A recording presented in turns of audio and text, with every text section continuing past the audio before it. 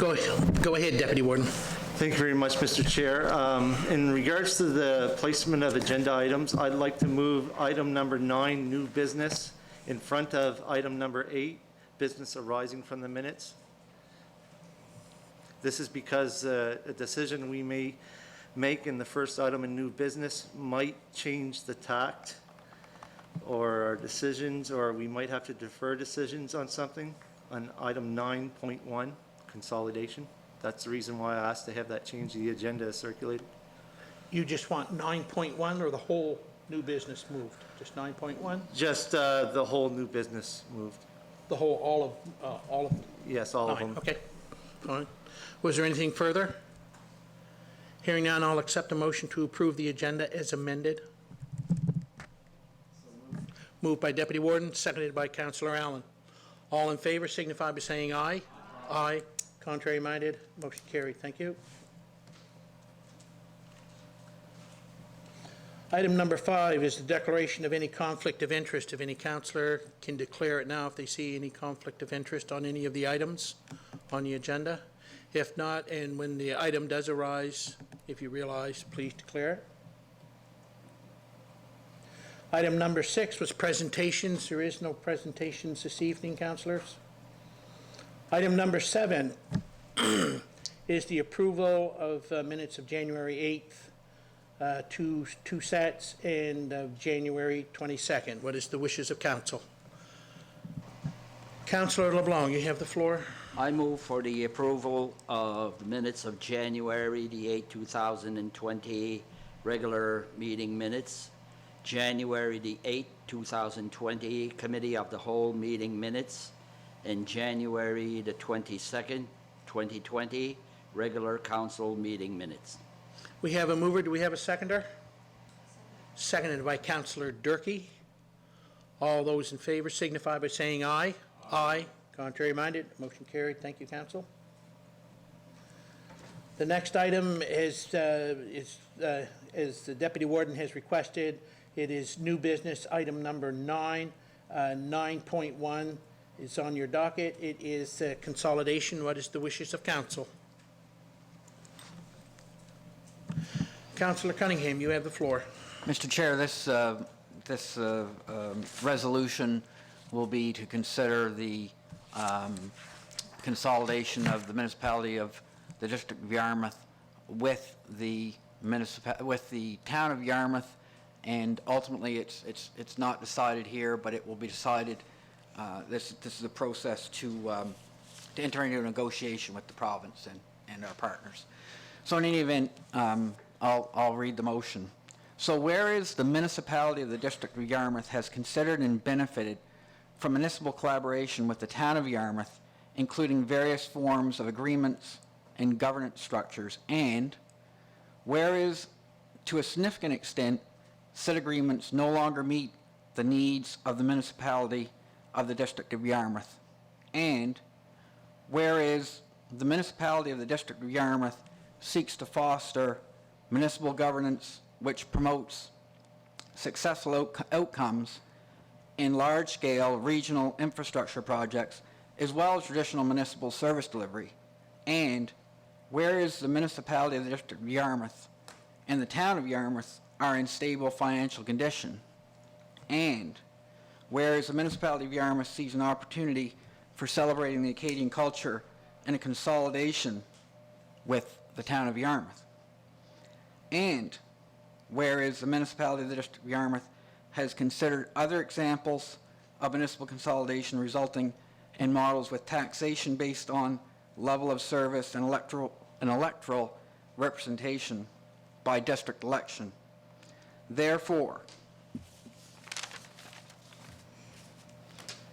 let it be resolved that the municipality of the District of Yarmouth and the town of Yarmouth make a request to the Minister of Municipal Affairs to enter into negotiations to consolidate the two municipal units through special legislation. And let it be resolved that the Minister of the Department of Municipal Affairs, in his consolidation legislation, provide for the preservation of existing fiscal reserves for the use in the respective communities where those reserves were generated. And further, let it be resolved that a set of guiding principles be agreed upon between the consolidated units. We have a motion on the floor. Do we have a seconder for the motion? Do you have a seconder for the motion? I'll second that motion. Moved by Councillor Cunningham, seconded by Councillor Durkee.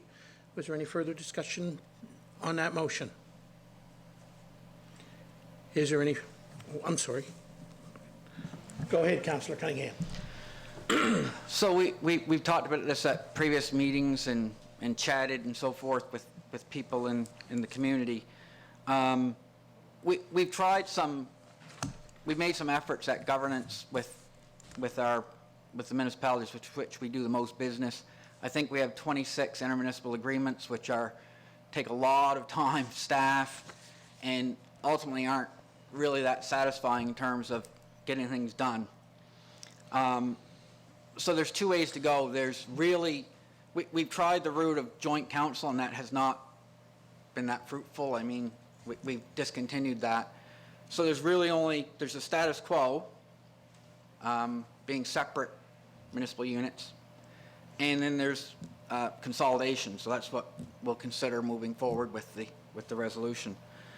I mean, going back to creating our own future, Nova Scotia Economic Strategy 1991, the document said the only certainty is the status quo is not an option.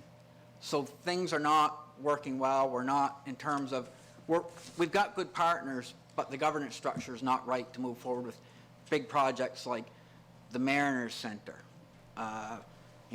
ferry service involvement, fire service, policing service. So we've got a lot of work to do, and I think we can do it better together, certainly. And I would like to call for a recorded vote when that's mentioned. And just one more quick quote, and this one comes from Now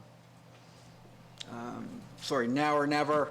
It's a document, an urgent call to action for Nova Scotians, 2014. So there's a clear need for Nova Scotians and Yarmouthians to come together and consider not only who gets what from our collective pie, but how we can make it bigger for all to share.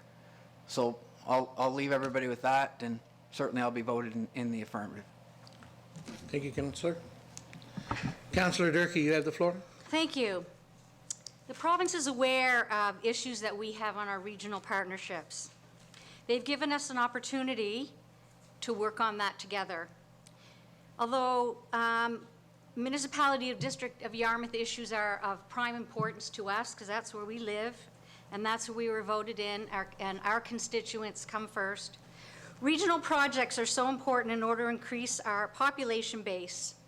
We need infrastructure to draw people here. This is our one opportunity to take this one step further to see how it would work. How would consolidation work? What would it look like?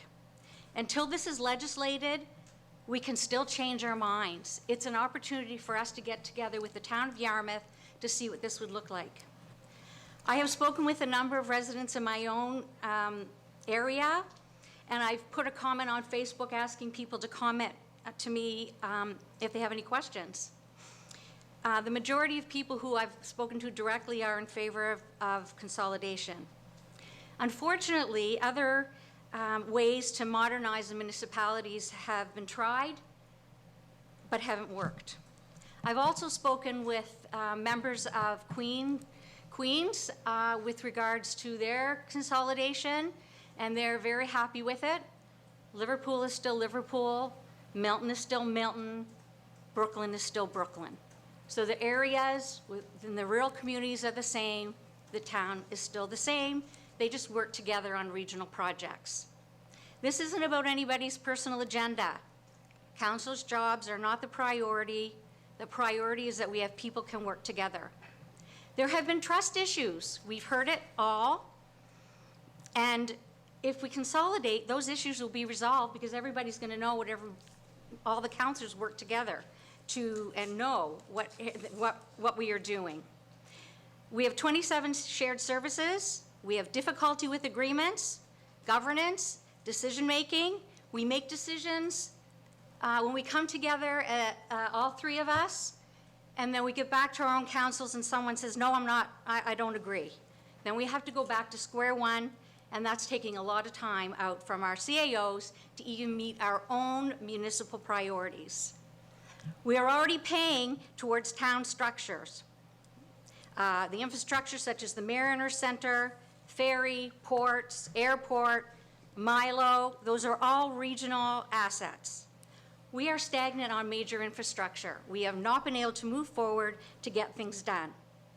And for those who don't know, the taxes of how that would work would be determined by the next council. That being said, if people are going to join that new council, they're going to want the confidence of their voters.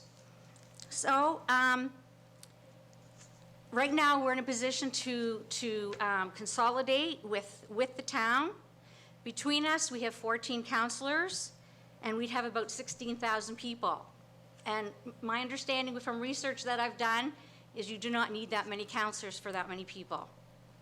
So I'm going to finish with this. A couple of quotes. Your life does not get better by chance. It gets better by change, by Jim Rome. Stop being afraid of what could go wrong and start being excited about what could go right, Tony Robbins.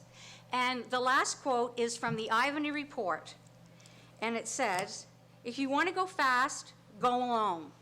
If you want to go far, go together. Thank you, Councillor.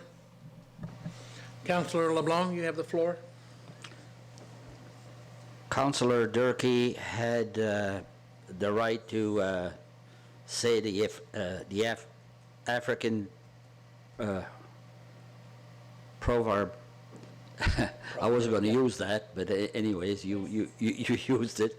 I'll read it again. If you want to go fast, if you want to run fast, run alone. If you want to run far, run together. Personally, I'm for consolidation. I really think that's the right thing to do. But, this is a big but. I'm going to read the last paragraph of the document that CAO Alan Muse has written.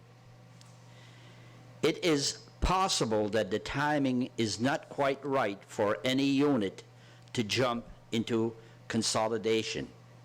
Residents in all three units have not had lots of time to be informed about what this would mean for them. There is still lots of issues to resolve. It is true that a decision to consolidate will never have all the facts laid in front of you, and that a decision of this nature requires a leap into a certain uncertainty. It requires a political leadership to lead an honest and thorough discussion about the pros and cons of such a big decision, and a willingness to challenge our status quo in the greater interest of the future generation for our entire region. So in saying that, I am asking the provincial government for an extension so we can meet with the constituents and answer some of their questions they might have. In closing, I will say that I will vote negative. Was there, Councillor Cushing, go ahead. Thank you, Mr. Warden. To our first, my fellow councillors who made their spiel to consolidate, I just want to let people know there's a couple of things that they mentioned, and when I go through mine, these will be clearly understood. It talks about 26 municipal agreements. Residents come first. Trust issues. Taxes to be determined with a new council. If you go fast, go alone, and if you want to go far, go together.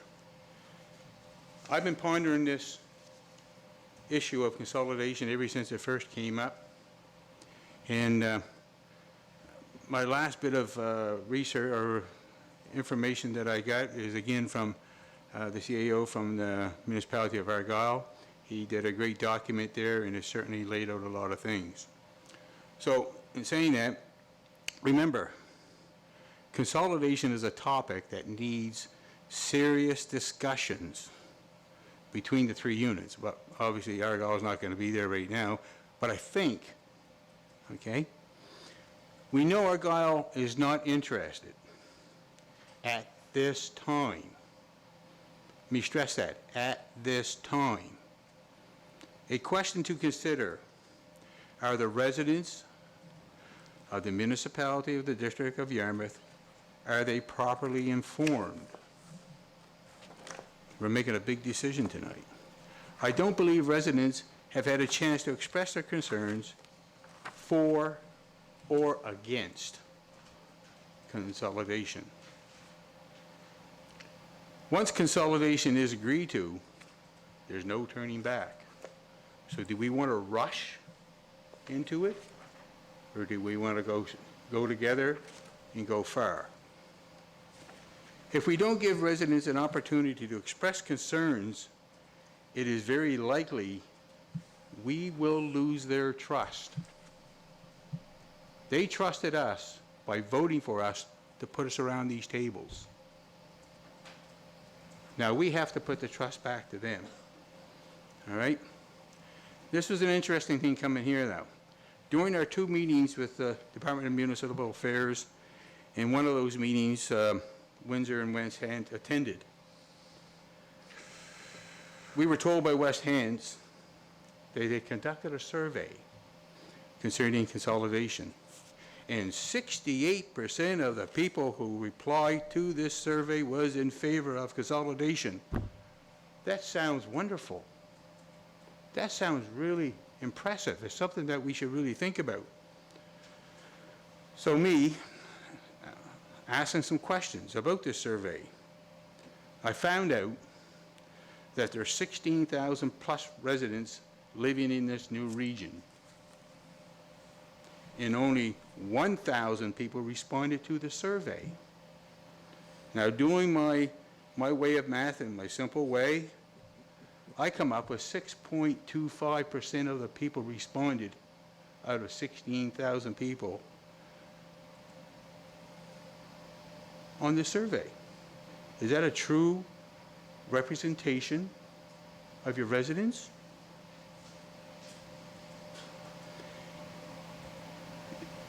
And in my opinion, this type of survey definitely needs more discussion at a later date. How do we do a survey? Okay?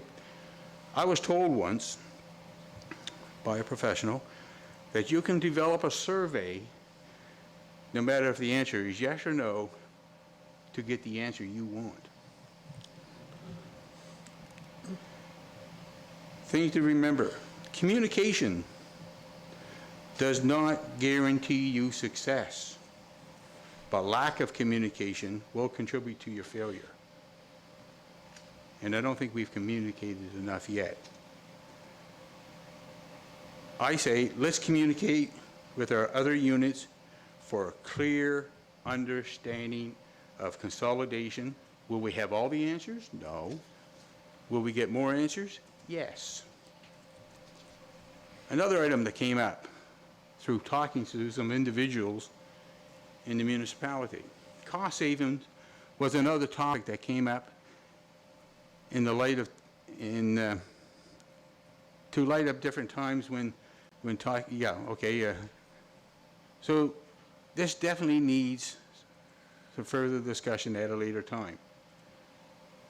Some are saying that, oh, well, don't have many councillors, we're not going to do this. And let's really get a kind of a true scenario of if we save any money, or is it going to cost us more? Just think about it. If you have one big unit, people are going to want more money if they got more responsibility. I didn't to become a counselor to have a full-time job. I came to serve the residents of my district and of the municipality of Yarmouth. I didn't come for the money part. Getting back to the point where Argyle said no to consolidation at this time, and again, at this time. Presently, the three units have several collaborative agreements, and Councillor Cunningham mentioned 26 municipal agreements. Think about this. These agreements are being considered for review to continue on. If the municipality of Yarmouth and the town of Yarmouth consolidate, how interested will Argyle be to agree to the present collaborative agreements or any future collaborative agreements? There's some big dollars out there with these agreements. If Argyle wants to step back, who's going to pick up the extra cost? There's only 2 units. And guess who has the biggest population? Municipality of the District of Yarmouth. These concerns I brought forward tonight are only a few of many unanswered questions concerning consolidation. I could go on, but I know our CEO is going to give me the dirty look because I'm going too far. But in closing, I'll say this. Yes. My father-in-law always said, the person that does their homework usually wins. Let's do our homework. Not saying no to consolidation down the future, but not right now. Thank you. Councillor Cushion? Councillor Cushion? Your comment that the CAO was giving you a dirty look was not proper. I know what you meant, but... Sorry, I apologize. Okay, thank you. Deputy Warden, you have the floor. Thank you very much, Mr. Chair. This question goes directly through you to this Madam CAO. My question is in regards to consolidation, when exactly does any concerns that this municipal unit may have in regards to, I had 3 things originally. The 3 things were all 3 municipal units must participate. Now, obviously, that's off the table now. In regards to representation and by population and taxation, when would those 3 things be addressed? Okay, Mr. Chair? Yes. Yep. So as I understand the resolution and motion that's on the floor, it's to enter into a negotiation. So a negotiation would begin with arriving at agreement on a set of guiding principles. And those 2 issues that you raised, the electoral structure and the taxation structure, would be spoken to in the guiding principles, which would set the framework. After the guiding principles are decided and agreed upon between the 2 municipalities in question, that would influence the legislation. There are pieces that will go in legislation literally, but then there are pieces that will be decided upon by the new council. So it's my understanding, for example, on the electoral system, that the guiding principles, the philosophical agreement on what that would look like would be set and agreed upon by the 2 councils. And then a consultation will happen with a consulting firm, and they will take those guiding principles and they will give you your options based on those guiding principles on what your electoral system could look like. Okay, my question again, through you, Mr. Chair, to the CAO, is if there's some of those principles that we do not like or cannot agree on, provided this motion passes tonight, is there a way to get out? Yes. It's my understanding that the parliamentary process involved would allow for changes to occur up to and including post-second reading in the legislature at the Law Amendments Committee when the public hearings are being held. Thank you very much, Madam Chair. You answered my questions. I already knew the answers to those, but I wanted to make sure the rest of my councilors knew, and anyone who may be watching online knows that if this motion should pass, that there is possibly a way to move out. Now, to my comments, I did not write down any specific comments or any smart quotes. I had started off in this back in 2016 when I was running for my last municipal election. Amalgamation at that time was put forward to me. What do you think of it? To be very honest, at that time, I was dead set, and I mean dead set, against it. And there was a few reasons why. Now, those reasons are pretty well going to be addressed, provided that we move forward in this, and they would have been taxation and representation by population. There would be no, as far as I'm concerned, electors at large. In other words, a whole bunch of people run for the X amount of council seats, and basically what they do in the town. They would basically be the same as what we do here, electoral districts. That was one of my humongous concerns. But that could be taken care of by what's going to be happening in legislation. And I'm sure, and if I'm not mistaken, in the Municipal Government Act, I think that all new regional governments would have to be elected that way. Not just regional governments, but even county or districts are required in the Municipal Government Act to be elected by district. Thank you very much. Now, my top three things at the very beginning of this, when we first started talking about this, and I'm going to touch on that a little bit later, is representation by population. All three units, municipal units, must participate. And the reason why I say that specific one, the district that I currently represent, which is the District 1, the Carlton, Kempville, Brazil Lake, Lake Annis Road, Rennerton area, by my last count, there is more than 50% Acadian population, believe it or not, in the municipality district of Yarmouth. I always thought it was important that we work together, which we still do with, and work well with our municipal partner, Municipality District of Argyle, along with the municipality of Yarmouth and the town of Yarmouth.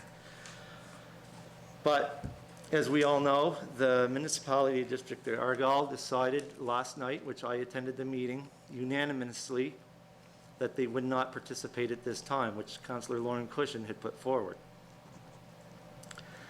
Another big issue that keeps coming up in questions and stuff is taxation. How's the taxation going to change, or is it going to change? I don't know. I'm assuming it can be put forward in the legislation, in what the CAO just talked about, that we have taxation by services provided by the municipality. So that means if you have sewer and water, you would pay one rate. If you have just street lights, you would pay another. If you don't have any municipal services provided to you, that it also includes sidewalks, that would change. I'm assuming that would get put forward. My time sitting as the deputy warden this term has been very eye-opening. As I said, back in 2016, I had posted online that I was dead set against this. This whole time sitting behind the table in my current position, my eyes have opened up on the many reasons which was stated here on why we should move forward with consolidation. That's a big thing for me to say. You know, some of you may be sitting there thinking, oh, he's going to go for it. That's not necessarily true. I'm going to count Councillor Glenn Digdon of the Municipality District of Argyle. We've only had one facilitated session with Alistair, what's his last name? Surratt? Alistair Yes, Surratt. that's right. We've only He had was the one. facilitator. Another point that was brought forward to me is, John, most generally when we have big issues come up, and I can think of two for sure, way back when in my first term when we were discussing land use bylaws, a proposed development in my district was dead set against. I held public meetings because I had information in front of me. Another one was in regards to, I think the next term was to also to do with planning, was restricting the amount of trailers going on per lot. Yep. I remember the gallery and outside here full. People had a chance to participate. And the reason why I make that point in Planning Advisory Committee is the Planning Advisory Committee is a committee of council. They are set forward to do the work and recommend to council what changes, I'm trying to put those two together with the, with what we're talking about now, consolidation. What changes are being made to the municipal plan strategy and land use bylaws? We hold public hearings. We have the information put forward to a public forum. They get to have their feedback, whether it be in a public meeting, via email, or anything like that. At this time, going back to what Glenn Dignan said, we have only discussed it once. We've discussed it amongst ourselves. We have discussed it amongst ourselves, but we have not confronted the public on what it could look like. One more point I want to make. When we all sat down, when we first were elected, we sat down, we come up with regional priorities. Those regional priorities were, number one, the airport. Number two, Mariner Center. Number three, the ferry terminal. At no time was that ever brought up that people wanted us to talk about consolidation. This would be a regional priority. I'm still holding true to my fact that I think that if all three municipal units were involved, I would go forward, even without any committees and public information sessions.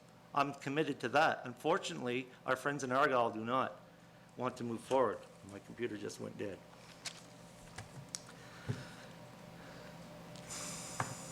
I know it's the right thing to do. I know it in my heart.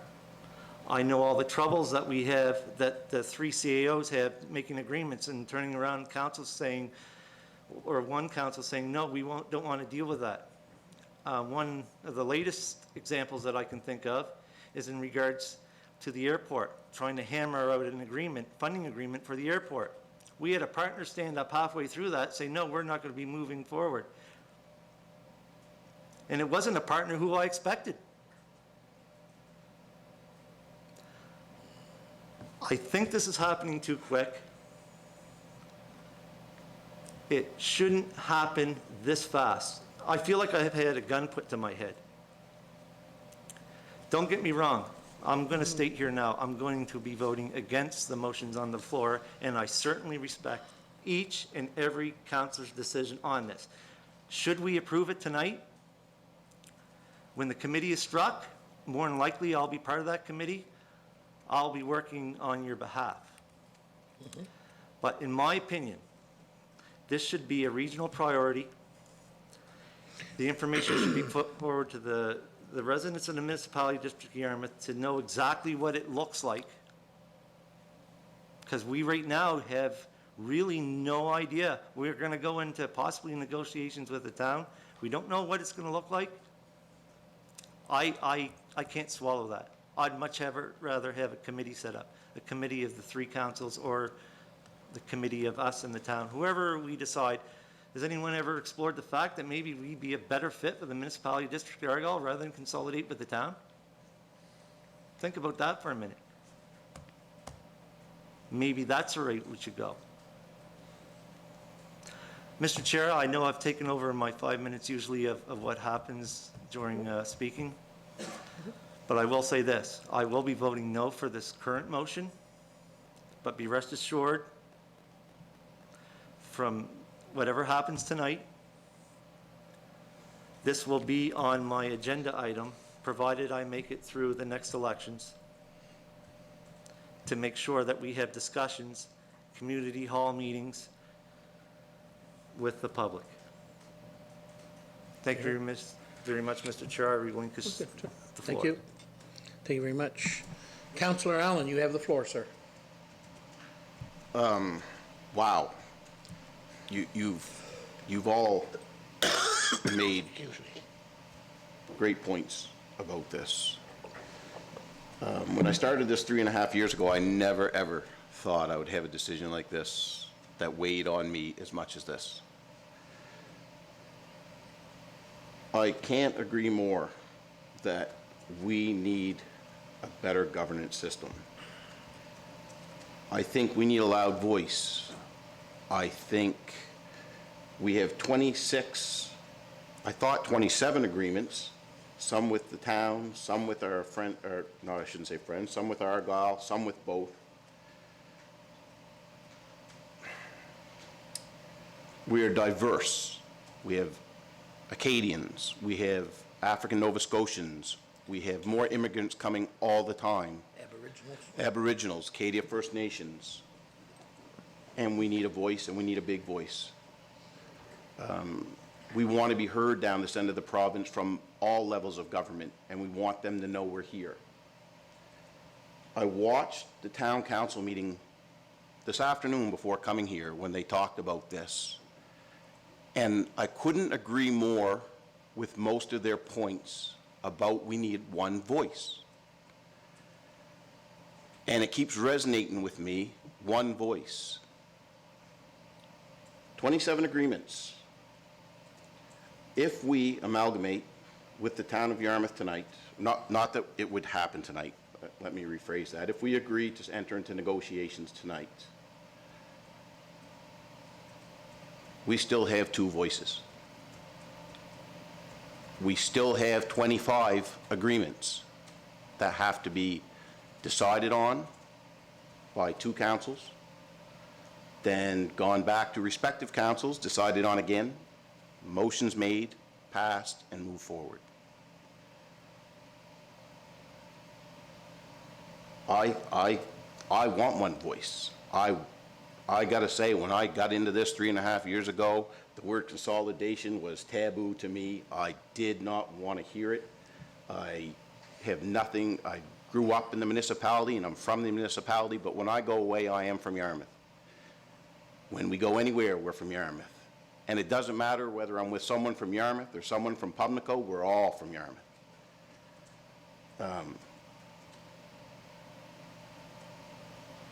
I can't actually sit here and say which way I'm voting, because until we call that call, I don't know.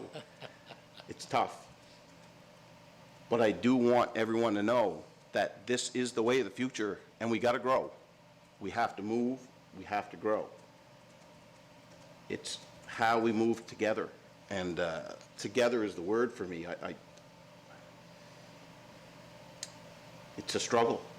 It's a struggle. It's a tough decision. It's probably one of the toughest ones anyone in this room is going to make tonight. I shouldn't say, well, tough for some. Some know what they want. It's not that it's not tough. It's important. It's an important decision. It's probably the most important decision we're going to make, I guess is how I should phrase that. And with all respect, we all have one vote. We all represent a district. But tonight, you're not voting for your district. You're voting for 9,000 and change people that are in our municipality. Because that's who we represent. We all represent it all. So, in saying that, I just want to say, I guess we're getting close to doing what we got to do best, I guess. So, thank you. Councillor Cunningham, you have the floor. Yeah, I just did want to make clear, because the public's here, and of course we're being streamed and so forth. So what I did want to make sure is the public consultation piece is very, very important. The issue is that we as council can't go out and tell people what consolidation looks like. We have to enter a negotiation with the town in order to decide what it's going to look like, those guiding principles, get a rough guiding principle, go out to the public, say, what do you think of this? Is this something that you'd be interested in? And at that point, you know what it's like. Right now, we can't tell anybody exactly what it's like. I mean, there are some things that I think we'd all probably, at least I'd want would be representation by population, which is, and obviously the MGA necessitates, being elected by district. I will say we are the bigger unit, so if there was a mayor elected at large and, let's say 8 councillors, we'd probably have something like, I'm guessing, again, there's a company that would need to be hired to do public consultation around that too. So that work is in front of us. This is simply a resolution, just for clarity's sake. This is simply a resolution to enter into negotiation with the town so we can go out to people and say what it is. Because we can't unilaterally, as a municipality district of Yarmouth, tell our residents what it's going to be without collaborating with the town and agreeing on what it's going to be, or if it's even going to be. So we don't even know if it's going to be. The town and us would have to agree to a common frame. Otherwise, they may walk and we may walk. They've simply agreed, the agreement is simply going to be to negotiate this so that we can take it to the public and have that conversation. Can't have a conversation until I know what it is. Somebody asked me the other day, well, is it going to be, are you going to be using this building or that building, or don't know. I haven't had that conversation with the town. Those are details. They wouldn't be probably included in the guiding principles. But it's important for people to understand the motion on the floor is simply to enter a negotiation. It's not saying we're consolidating 2 seconds after. Obviously, there's lots of work to do in getting something ready that we can go out to the public to say, this is what it looks like. I couldn't tell you if it's just heard an analogy. I don't know if it's a motorbike we're selling or a car or a yacht or anything at this time, because we've got to develop that in concert with the town. And that is one advantage. I would certainly like to have seen our 3 municipal units come together, because I think more is better. That would be the whole county. But the advantage of doing 2 at once and then hopefully the 3rd later on is that it's a smaller scale conversation with 2 units coming together. So that is an advantage of the 2. Overall, it'd probably be better to have 3, but I think we've got to move forward at some point. We're mired. We've tried lots of things in terms of joint governance. People come for grants. They need to go to the town. Ms. Gallagher's she's got to go to town. She's got to come out here.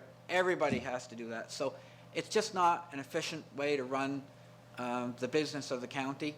And again, we've seen these large-scale projects, regional projects, run into difficulty because of our governance system.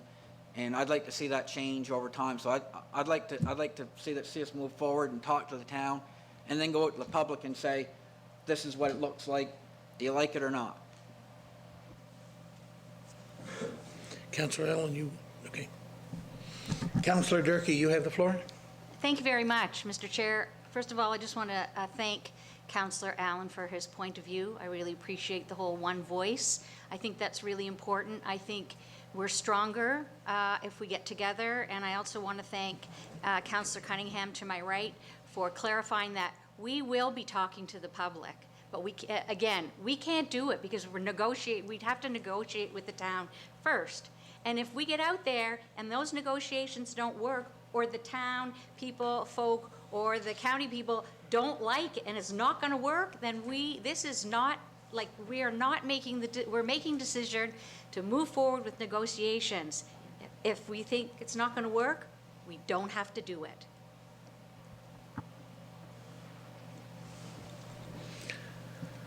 Deputy Warden, you have the floor.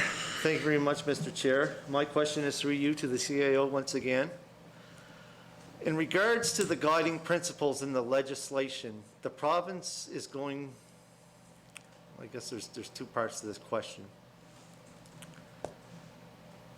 If we decide to move forward with this, when does the province legislate that the new municipal corporation is formed, and what would that mean for our next municipal election? This is the whole reason why I asked to have consolidation talked about first, because the next item of business would be the appointment of the returning officer. So how quickly would this happen, the public consultations and getting to the legislature for passing? How quick would it have to happen? I don't know that I can say how quick it would have to happen. What we've been told by the department is there is an opportunity in the spring of 2020, but the legislature sits twice a year. And what I understand from the department is if there's a group of municipalities that want to come together, their job is to help us do it. Correct. So the legislature's currently going to be sitting until when? The middle of March. So with that said, we're going to have to sit down, come up with the guiding principles, get it to the province so that they can make the legislation for the two municipal units to consolidate by the middle of March. I would suggest to you that the Minister of Municipal Affairs has never said that to you, However, the House is sitting there. and the House will sit It's again in currently September. sitting, and then they sit again in September, correct? That's not to say that they could call a special sitting of the legislature. No, they wouldn't. I don't think they Not on would. this item. I don't think they would. That is what really concerns me. Because absolutely, we've said here that the public information piece is very important. To come up with guiding principles, passed off of legislation, and have a meeting with the public in 2 weeks' time, basically, from my understanding, boy, that's a big row to hoe. I just wanted to point that out. Thank you very much, madam. I'm really sorry, do I can ask one question? Not at this time, no. Go ahead, Councillor Cunningham. Yeah, I mean, again, the province of Nova Scotia hasn't indicated that is the case, and whatever consultation we have to do, we'll do, and whatever timeline we have to follow, we'll follow, in terms of, but we're the masters of our destiny. If we don't want to do it, and we feel as though the timeline's not appropriately long, we'll enter into those conversations and take those steps. So the March piece is not, March 2020 piece is not, and the March 2020 and the March 2021 piece, you know, that's immaterial in my mind. We'll do what we have to do in terms of making the process go along, and at some juncture, if we can't all come to agreement on moving forward, then we won't. I'm hopeful that we will be able to, however.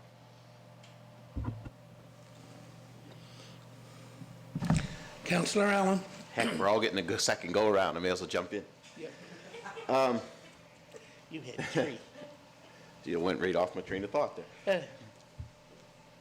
I agree with you, Councillor Cunningham, except I'm going to go back to something you said about if we do this, that maybe down the road or soon, you know, if Argyle decided they wanted to join, it would only be two of us. At that point, it would only be two of us and making it easier, sort of.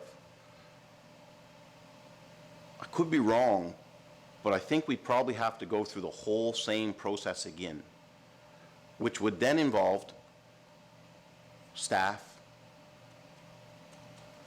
Like, it's not a cheap process, I'm sure the government will help us with it, but it is a process, and it's going to be a stressful process for some.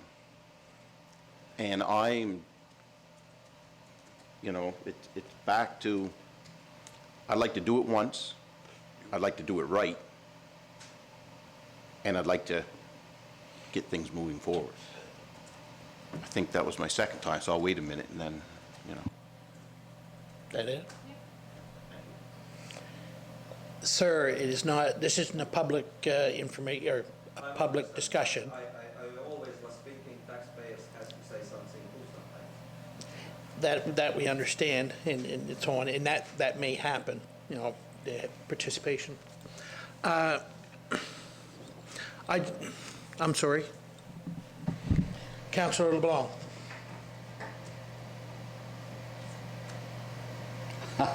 I'm like Daniel, I forgot what I wanted to say.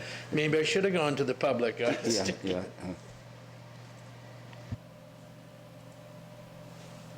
Okay. Okay. You've all had an opportunity to speak and so on. on this, this issue? Go ahead, Counselor, you have the floor. I really believe that if we don't vote tonight, they say it's, the provincial government is saying, you know, it's, you have a timeline, or it sounds like it. Anyways, that's the way that I feel. We have a timeline, and it's very short. Next year at this time, if we want to amalgamate, the government is going to jump and help us. I really believe that. So the timeline to me is out.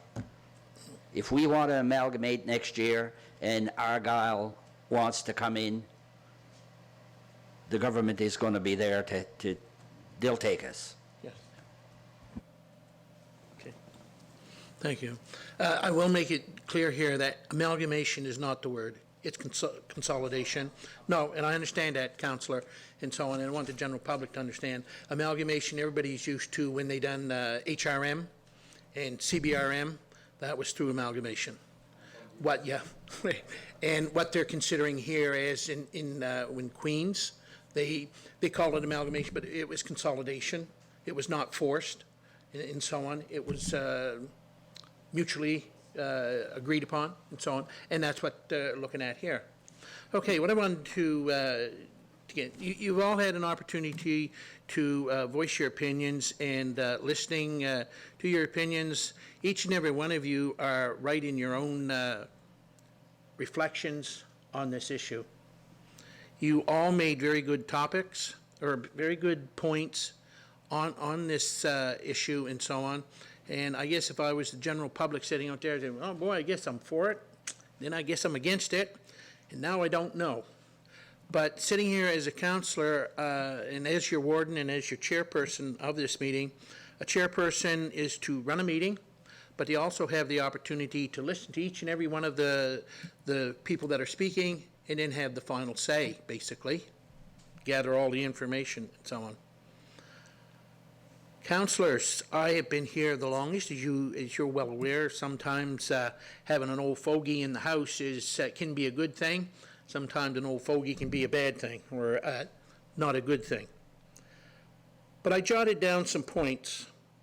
I've been here around 25 years, and in that time, there's been some hard decisions made by this council and your fellow councillors before you. And I'm just going to throw a few of them at you. Back when the ferry issue was first came on the platform, and it was taken away, and you want to know about meetings? I'll tell you about meetings. Weekly, and sometimes 2 or 3 times a week, there was a meeting of the wardens and the committees and so on. Put my time in, and there was hard decisions to be made then, because we were talking money, we were talking major, major issues. This building that you're sitting in here this evening, that was a hard decision. It wasn't made on a snap. We didn't decide to build a building in September and made the decision in January or February of the following year. It was discussed long, and we had public meetings. There was a mink issue and so on, and I shouldn't call it a mink issue. There was an agricultural issue on the blue-green algae, and that was a major decision. There was public forums, there was public meetings, there was debate, there was meetings upon meetings. There was a major disaster in the municipality and in Argyle when we had the flood. There was a lot of issues and so on and decisions, and I can remember sitting in that room in there when we, the municipality of District of Yarmouth, had to declare a state of emergency. And it's a very simple thing, but it was a major, major thing when you step up and you declare an emergency. That's provincial and so on, and it's not a nickel and dime thing, it's a big decision. The ferry terminal that we're working on now, that's a 1.3? 1.2. That decision was not easily made by this council. There was a lot of discussion. You guys met, you debated it strong and hard. Our Public Works building, not that that was a major thing, but that was a, I'm gonna put up, I think it was a 5-year decision that it took us to move that. 5 years. All of the work and everything that we've done at the Hebron Industrial Park, all your meetings and your decisions, the timelines. Webcom retrofit. That was a long process. That was a long process.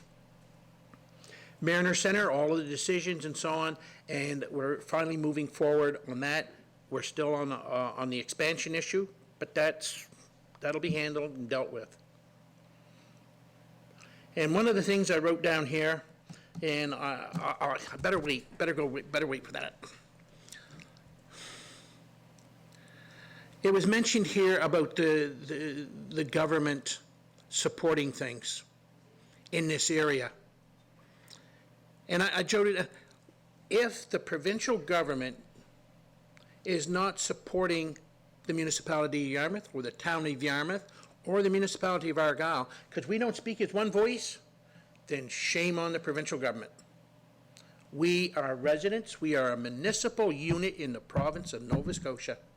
Whether we're 10,000 people or we're 6,000 people, if we're a municipal unit, the province of Nova Scotia government should look at us as the same as anywhere else. And if they're not supporting us, not my fault because I'm not consolidated with Argyle in the town. That's their fault. I speak as a unit, and they should respect me or us as a unit. And if they don't do that, it appalls me. Shame on them. Shame on them. It has been stated, like I say, here I go. This is a negotiation. You're not negotiating with your neighbor, councillor, or I see it. I'm not negotiating with my neighbor. I don't like the color he's painting the fence. I can ask him to paint it white, and he wants to paint it blue. I might convince him to paint it white. When you make a motion to do anything with the provincial government, I want to see you pull out. I want to see you pull out. Yeah, you can sit here and make a motion not to go ahead with it. I feel once you start negotiations with the provincial government and with municipal affairs, they're going to bring all the honey they got. And it's not going to be dollars. It's just going to be honey. This is where we want to move forward. And if you don't think this is going to go through before the end of March, no. I don't, my word I wrote down here, trust of government. I do not trust the provincial government.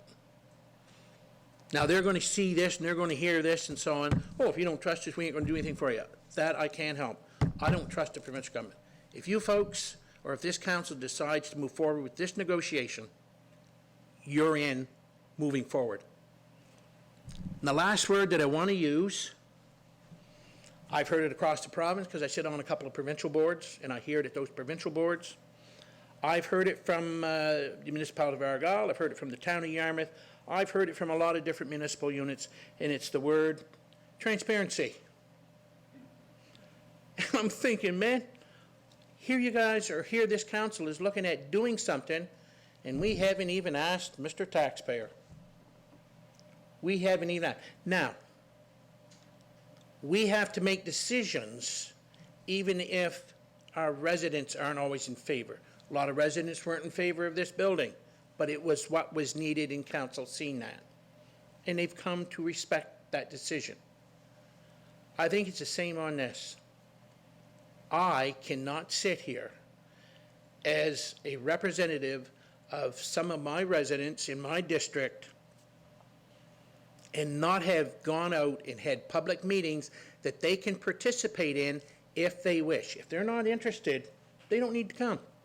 But if they're interested, I want to see. I want to hear what they have to ask me. If I can't answer the question, I'll write the question. I'll try and find it. But I think, Councillor, if I start negotiations with this motion moving forward, the province has their hooks into you. And you might be able to break that hook, but I got my doubts, sir. I feel if this goes forward, I wouldn't be a bit surprised that municipal affairs are not talking with Victoria tomorrow late morning. I'll almost guarantee you that. Case in point, I know I'm going to use up all of my 5 minutes. In September, the CAO asked me, Leland, the municipal affairs have called, and they were wondering if they could come down and speak to us about the possibility of consolidation. I said, yeah, I think that's what's going to happen. It's going to be eventually across the province. That was in September. And we had to make a motion to move forward that the 3 municipal units would, I hadn't signed the letter that our council, along with Argyle and the town, I hadn't signed that letter. And in that motion, if you remember, to have a meeting within 45 days, that was the end of January. And on the 4th of February, we had the meeting with the facilitator, and everything was all loaded. I've never seen anything move so fast in my life. I'm sorry, guys. I'm sorry. And when you say negotiations on this, and they only meet until, I'll just say, give them to the end of March.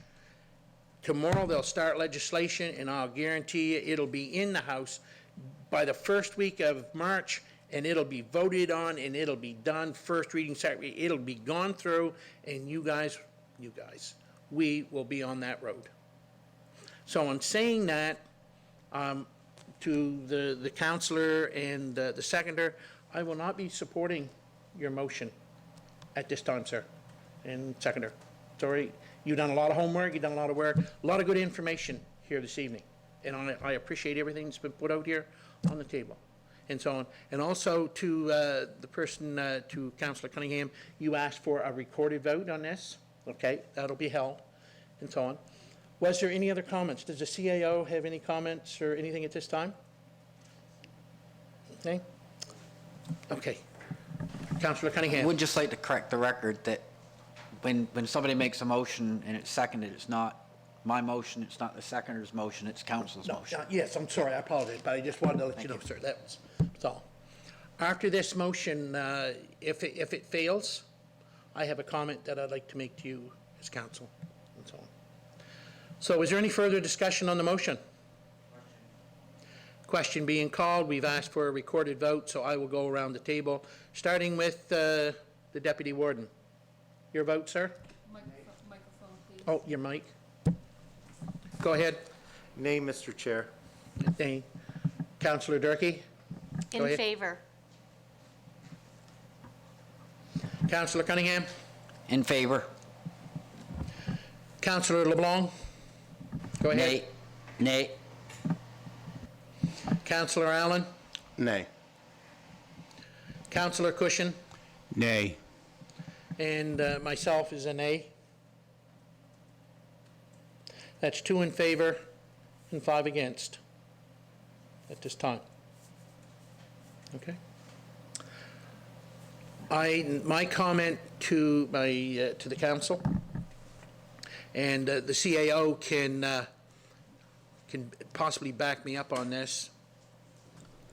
What I would like to see come from the floor would be a motion for this municipal unit to invite municipal affairs to come. And is it Mr. Peck? He's the executive director. He or even Minister Porter to come before this council to sit down so that we can have an open discussion with him on how we can move forward. Because what I got from the discussion, from the deputy warden, Councillor Allen, Councillor Cushion, Councillor LeBlanc, I know both Councillor Cunningham and Councillor Durkee, I think we're looking at something has to be done in order for this area to move forward on all the agreements and everything else.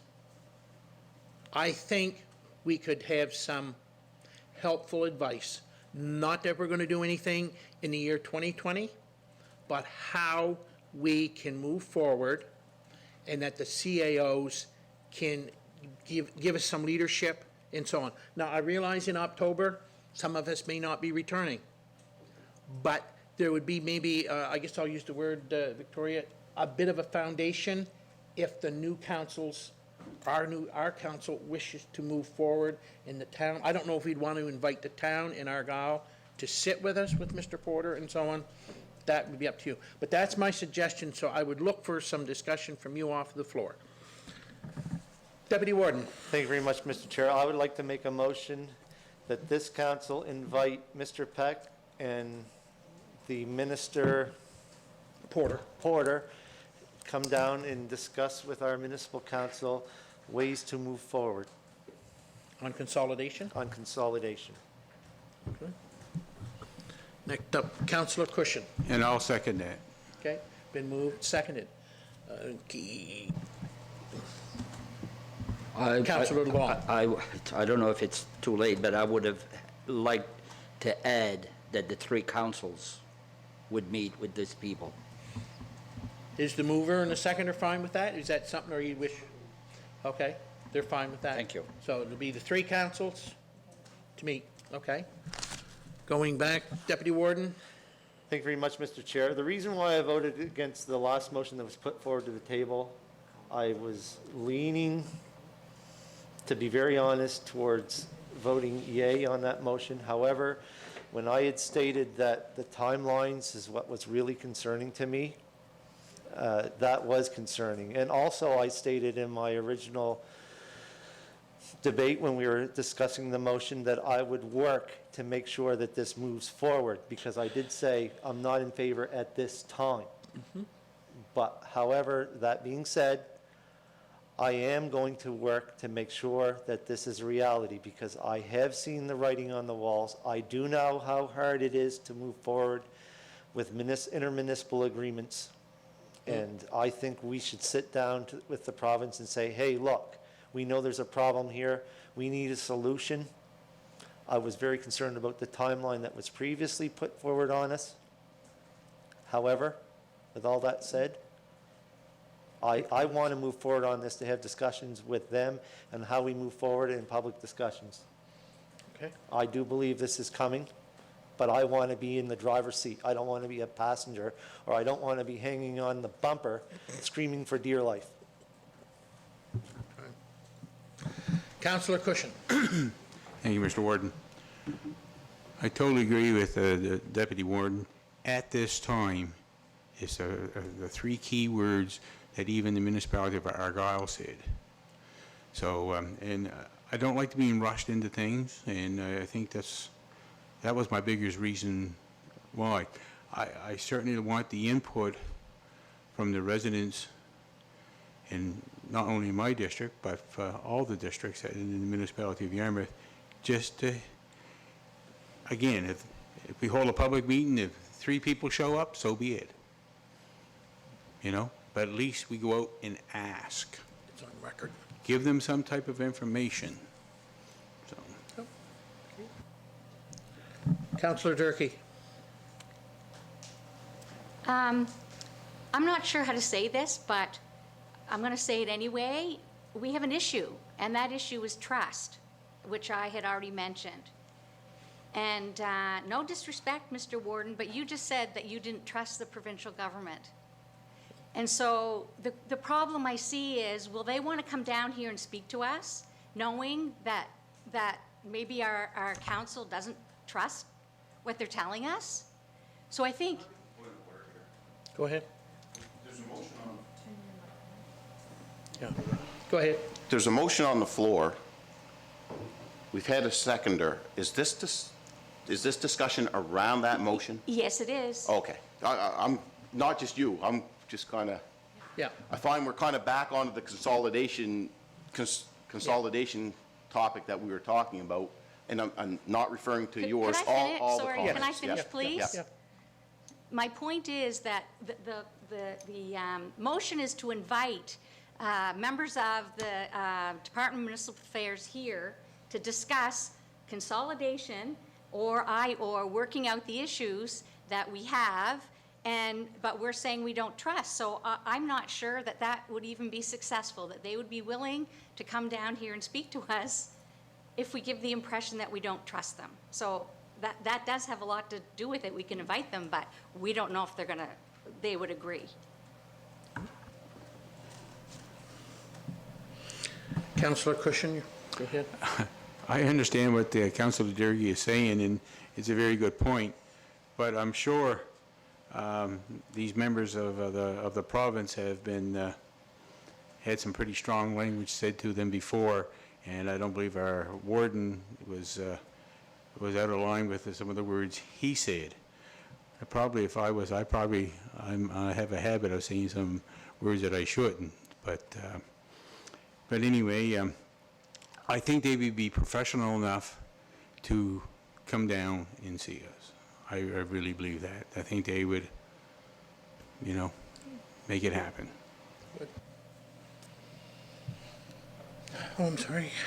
Deputy Warden, go ahead. Since I see no other microphones I was asking you, Mr. Chair, if the recording secretary could repeat the motion because it was amended. Yes. Liz? It was moved by Deputy Warden John Cunningham, seconded by Councillor Warren Cushing to invite Mark Peck and Mr. Porter to meet with, well, what you said was to come down and discuss ways to move forward on consolidation. Councillor Gerard Blanc indicating he would like to add 3 councils. I guess my question to Councillor Blanc is, did you mean to invite them? Yes. Okay. So the motion would then be to invite Mark Peck and Minister Porter to come down and discuss ways. It was moved by Deputy Warden John Cunningham and seconded by Councillor Lauren Cushion to invite Mark Peck and Minister Porter to meet with the 3 municipal councils of Yarmouth County to discuss ways to move forward on consolidation.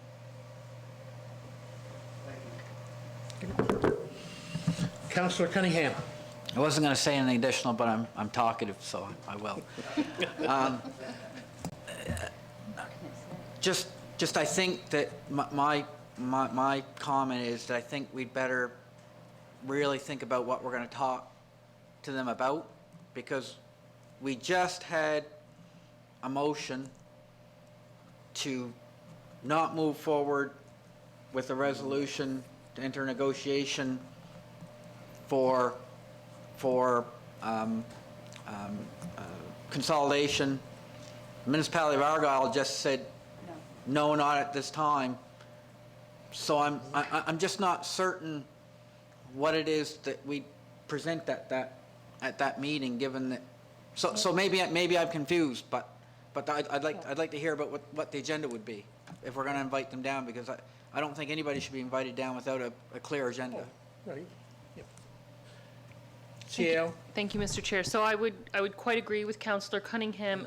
When we extend an invitation to individuals to come and meet with us, we want to be respectful of their time and energy. So we would have to have a clearly stated purpose, and the motion is fairly clear on what the purpose of the meeting is. There's good news in this, and I want to state this for the record and for the viewing public. When we had our facilitated session with Municipal Affairs and the 3 councils and Alistair Surratt, the CAOs were asked to articulate as best they could why their respective municipalities were coming to the table for a facilitated conversation, and we were aligned. We are all 3 experiencing the same challenges. All 3 councils have a similar view on the value proposition for Yarmouth County and how great the county can be, and that's good news. If I'm understanding the debates correctly at Argyle and at this council table, it's not so much an issue with the notion of consolidation, it's an issue of timing.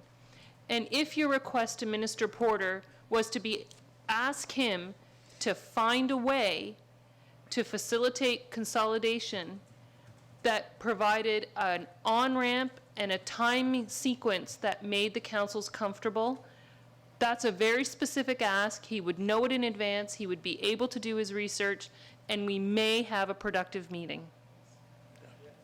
Yeah. If I should have maybe stated that when I made the suggestion. No, don't just invite him down. No, there would have to be an agenda and something worked on, so there would be a productive meeting that all 3 municipal, well, I thought just our unit, we could step away and feel comfortable that starting a foundation, because we start a foundation, we're not tying the new council, but you've started a foundation, and if the new council wishes to go forward, there's the foundation's already started. Go ahead. So, Mr. Chair, I think that that's an important point. which is why Municipal Affairs had shared the timeline they had shared. Electors in Nova Scotia have a legislative right to municipal elections this October.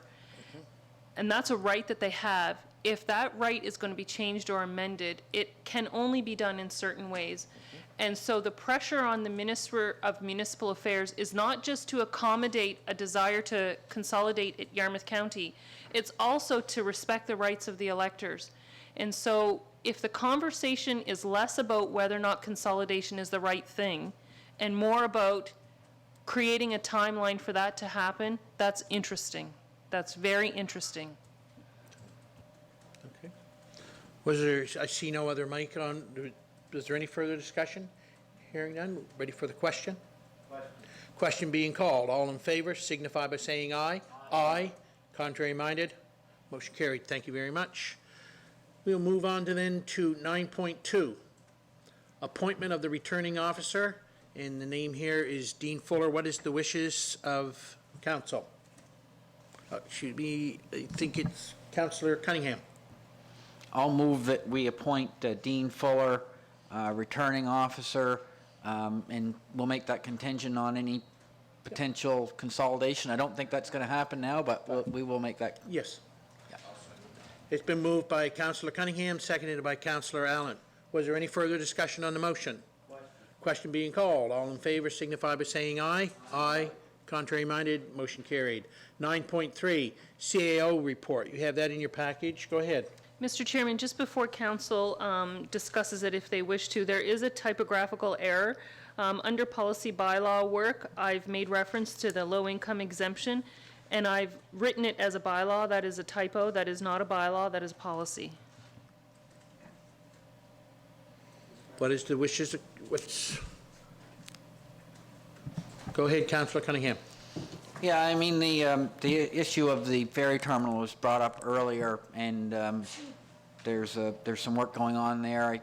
Phase 1 looks promising, but I would like to mention that we did contribute $1.2 million toward that $10 million-ish project, and the town $1.5 million, and the municipality district of Argyle $300,000. So that was productive. Yes. But I would like to say that the work was awarded to a local contractor, Graham Construction, and so for that, just like our Public Works building, I like to, if at all possible, have the work go to local folks. So that's an additional bonus that Yes. we've got local folks working to make those improvements. So I'd like to add that to the CAO's report or comment on that. Yeah. Okay. Any further comments on the CAO's report?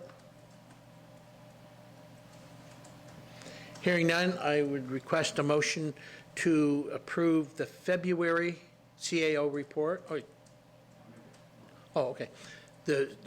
First off, it's the February CAO report and the January CAO report. We didn't do that in our January meeting.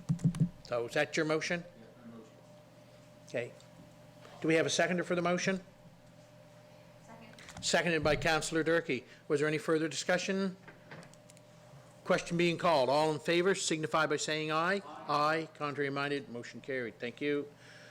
9.4, the development report. You have that in your package. What is the wishes of the committee? 3. Go ahead, Councillor Durkee. I'll make a motion to accept the development report as presented. Been moved by Councillor Durkee, seconded by Councillor Allen. Was there any questions or anything, discussion? Hearing none, all in favor signify by saying aye. Aye. Contrary minded, motion carried. 9.5, the Brazil Lakes Society request for tax reduction. You have that in your package. Can I ask the CAO to give a brief report on that, please? Sure. So there's a tool available to municipal councils to reduce the tax classification of certain properties from a commercial to a residential. The letter is a request for tax exemption. We do not have a tool that would completely exempt that property, so my recommendation is for you to consider it under your tax reduction bylaw. That would be a material change in the bylaw because it would be adding a savings of taxation, and we would be amending Schedule A. So the motion, if you so choose, would be to direct the CAO to amend the bylaw to reflect the reduction of taxes from commercial to residential. Deputy Warden, I so move that recommendation. been moved by Deputy Warden, seconded by Councillor Cushion. Was there any further discussion on that? Here, question being called. All in favor signify by saying aye. Aye. Contrary minded, motion carried. 9.6, recommendation from the Planning Advisory Committee. 9.6.1, amendments to the Section 12 of the Municipal Planning Strategy. And that is, I think I gotta have it here, where am I gonna here? Is that for a first reading? Oh, Deputy Warden? Thank you very much, Mr. Chair. I'm going to make a motion that council approve its recommendation to council the amendment in Section 12 of the Municipal Planning Strategy to include a policy to require the developer to convey to the municipality for public use 5% of the developed land shown on the final plan of subdivision or equivalent land, or the equivalent cash in lieu based on the assessment value of the developed land. We have it, that's, I need a seconder, sorry. Okay, been moved by Deputy Warden, seconded by Councillor Cushion. Was there any further discussion?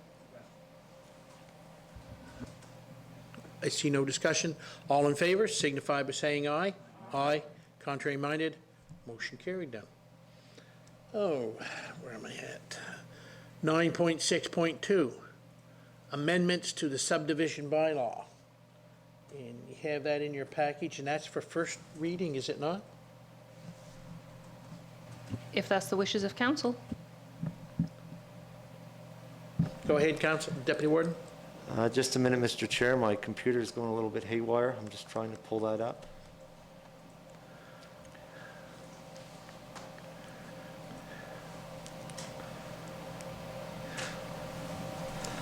My apologies, Mr. Chair. Sometimes computers and technology does not want to work when you want it to.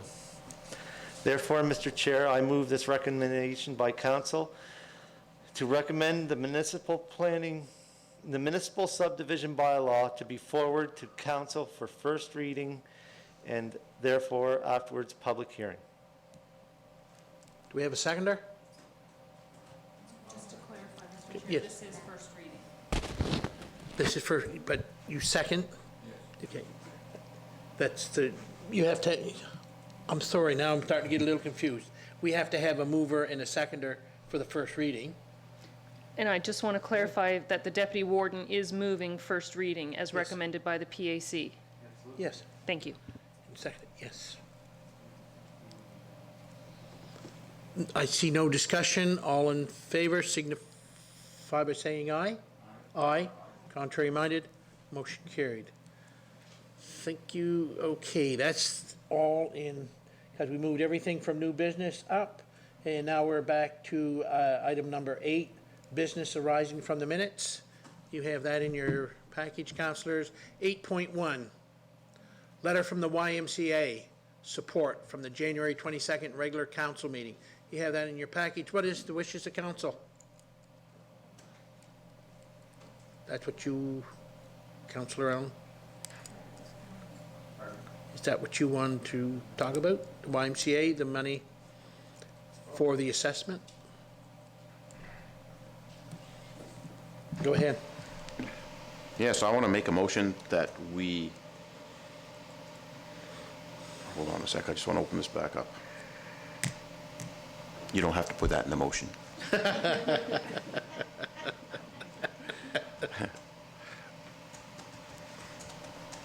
I would like to make a motion that we approve the amount of $15,000, up to $15,000, of up to $45,000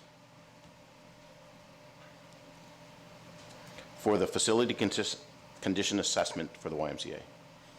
Been moved by Councillor Allen. Do we have a seconder for the motion? Seconded by Councillor Trevor Cunningham. Is there any discussion on the motion? Question being called. All in favor signify by saying aye. Aye. Contrary minded? Motion carried. Thank you. 8.2, Splash Park. You have that in your package. What is the wishes of the council?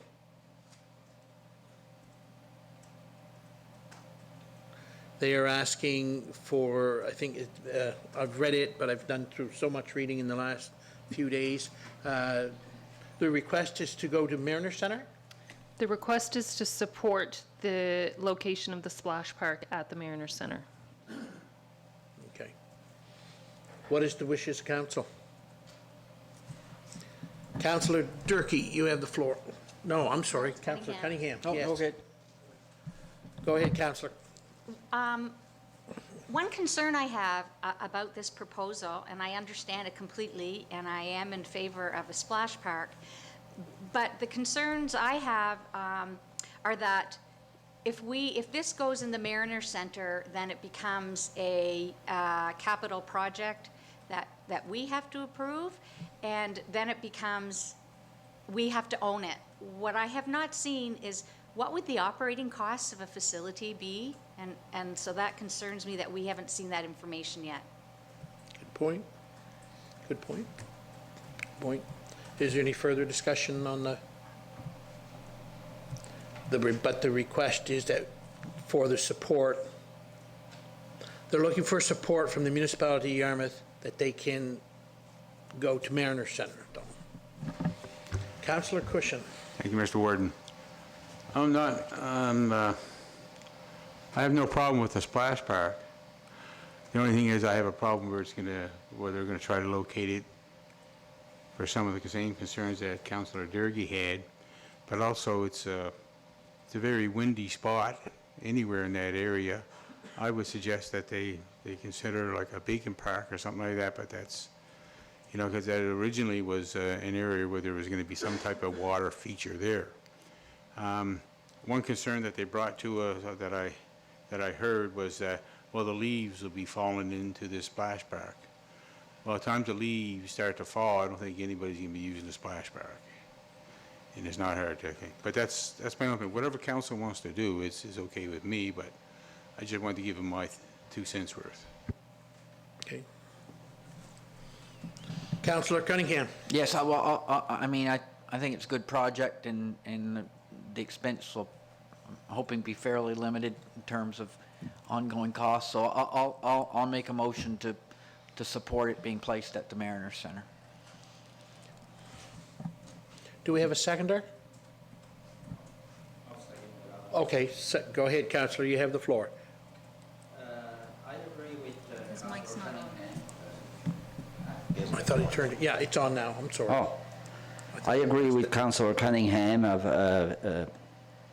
but I also agree at the Mariner Center, that would be the place that I would, personally, that I would like to see it because of the traffic or the shopping that's there, the mall, there's the Mariner Center, all the shops are there, the restaurants, people that go shopping there can drop their kids off for an hour or whatever. I think it would be very convenient at that. Plus, there's parking. There'd be more parking than any other place there is in Yarmouth. So I support the motion. Go ahead. Mr. Chairman, I just want to speak to something that Councillor LeBlanc said. If the splash park is located at the Mariner Center and the community group turns the asset over to the Mariner Center, which is the owners of the Mariner Center, the notion that children could be dropped off unattended would be significant liabilities for these municipalities. Big time. And those are things you need to consider. Yeah, big time. Was there any further discussion? Councillor Allen? I think the splash park is a great idea. The problem I have is once it's turned over, we have no idea what our costs are going to be. And I personally, this is my own personal opinion as a counselor, am not comfortable with telling them to move ahead until I have some idea as to what our responsibilities are going to be once it's there, as far as financially, liability, and things like that. Who's going to take care of it? I know, like, the premise is to build it and then turn it over to us. I'm just trying to, there's just still some unanswered questions that I would like before I'm ready to move on. That's just questions I have, I guess, for the group that is doing this. So anyways, thank you. Deputy Warden, go ahead. Thank you very much, Mr. Chair. As I've stated before many times, I'm real leery of operating costs. I've said that before in a whole bunch of different groups that's brought forward to us in regards to the grant requests and operating. I'm afraid of operating. Do we know how much water it consumes? Do we know how many gallons it's going to use from the town water supply? What's the operational cost of something like that? The thing that was provided to us is for $182,000. I also believe that there was discussion about constructing change rooms. Is that included here? Or is it the assumption that they're going to be able to use the Mariner Center? Does anyone know that? I think they planned on. That would be additional. The 186 is for the park pieces, but the presentation that the Splash Park group gave included additional monies for the construction of change room facilities. Thank you very much, Madam CAO. And I guess this question is, I'm going to be asking another question, and I don't know if you can answer this or not. But we all heard about the proposed expansion of the Mariner Center in regards to adding a aquatic facility. Where this is placed, is that going to affect anything that we may plan to do in the future on that property? There's no discussion about the coordinates of the splash park on the Mariner Center property. And since how you mentioned the proposal, that's before the provincial government. This project would be also seeking provincial dollars. Absolutely. So what is the message that we want to send to Halifax? What's most important? Then that was going to be exactly my next point. We currently have a request to the provincial government for the expansion of the Mariner Center to include at least an aquatic facility and possibly a field house. So what question does this send to the province saying, well, we've got a $182,000 project which possibly could balloon to $350 because of change rooms. Does that mean, oh, the province, oh, we're going to give you funding for the splash park, but we're just going to push the expansion of the aquatic center down the road? And that's what my biggest fear is in this regards. I don't want to get into the whole placement of it. I do know that the Splash Park Committee has done a lot of research. I personally would like to see it in a park, whether it be Sealed Landers Park, whether it be on property which is just above the Milo Boat Club there. There's 3 parking lots there, which is located close to a trail, and other places where someone could go swimming. And there's not so much traffic there. But that's neither here nor there. I'm really uncomfortable with what our possible plans are at the Mariner Center, number one, and number two, the operational costs after the fact. That's what concerns me the most. Unless council would like to defer this motion to another day to get some answers, at this time, I'd be voting no. Okay. Is there any further discussion? If I may, and I'm not sure if Councillor Allen, has this been discussed at the Mariner Center Board by any chance? Go ahead. It has been, but unfortunately,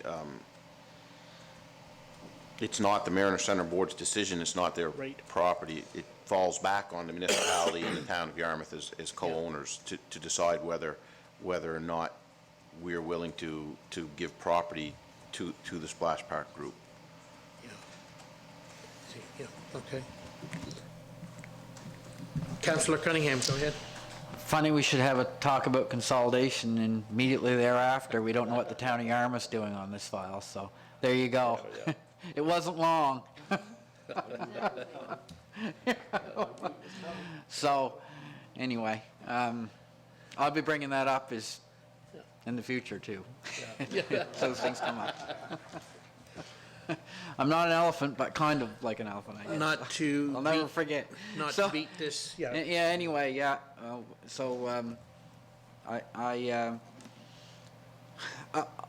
just say that, you know, the Mariner Center project, we've got an application in. We don't know when we're gonna get any money for that. I'm a little bit disillusioned about that. We don't even know what it looks like. Talking about consolidation again. I couldn't tell you if we had a study done, and now we're talking field house, and I don't know if it's a gymnasium. So again, this is problematic in terms of having 3 units involved in separate visions and so on and so forth. So that's yet another illustration of some of the issue. But long story short is I'm not aware of any impending funding mechanism to get that done. If somebody knows about it, then please let me know. But I don't think I'm wrong. So this is a small project, or relatively small project, and you know, if we wait on the Mariner Center, and I'm very much in favor of the Mariner Center upgrade, I think it's the most important thing we could do for the community in terms of attracting people and attracting doctors and all the rest of it. And I'm a Y member. I'm big into sport, and I would love nothing better than to get that on the road. But having said that, I don't know how much it's going to conflict. It may be a factor, but this is going to be. I don't think it's that big a factor. But again, everybody weighs and measures this stuff differently, and that's a hunch. Not, I don't know where they are, the provincial government, in terms of providing us any funding for that project. So, my comments. Okay. Sorry, Councillor Durkee, go ahead. Thank you, Mr. Chair. I'm not sure if we can direct any questions to Linda or not, but I guess what I'd like to know is, do we have any idea of what operating expenses? And before we could agree to that, there is the concern of, we know that the town has to pay for water that's used there, and so who ends up paying for that, and how do we do that? I can answer those questions, Councillor Durkee. So I do know that Ms. Gallagher, when she made her presentation to the Mariner Center Board, was asked the operating cost questions. She did not have them for this particular park. They would have to follow later on. The water consumption would be billed to the Mariner Center and included in the cost to operate the Mariner Center. Now, it could be metered separately so that we could track the cost separately, but at the end of the day, the intention is to turn this over. Okay. So the motion on the floor is to support the splash park going to the Mariner Center facility. Understand that? I don't believe that council is against possibly, and it would have to come forward again, on any capital funding to help support the building of a splash park. But Councillor Cunningham's motion is to support it at Mariner Center. So if there's no further discussion, are you ready for the question? Question being called. All in favor signify by saying aye. Aye. Contrary minded? Nay. 1, 2, yes. Yes. Nay, nay. So 3, you were for? You were for at Mariner Center. There was me, Daniel, and John.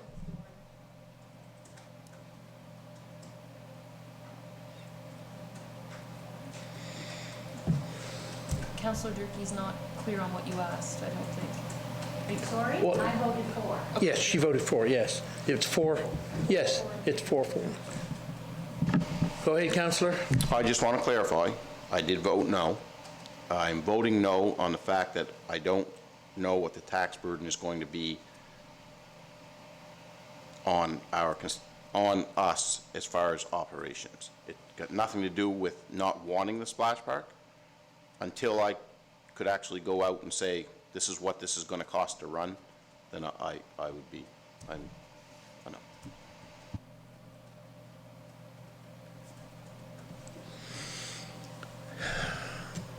8.3, Accessibility Advisory Committee Terms of Reference from the from February 12th, 2020, Committee of the Whole meeting.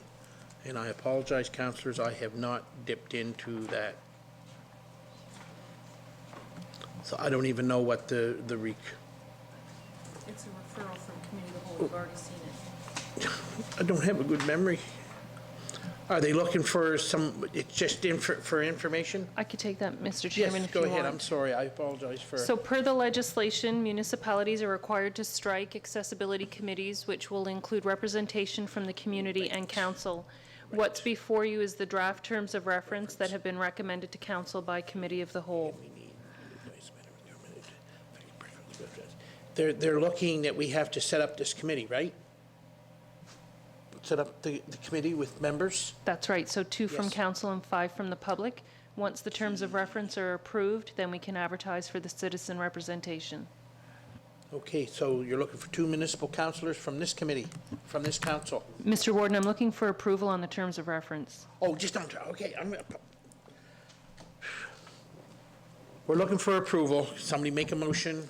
Thank Deputy you very Warden? much, Mr. Chair. I'd like to make a motion that council Sorry. approves the committee terms of reference for the Accessibility Advisory Committee. It's been moved. We have a seconder.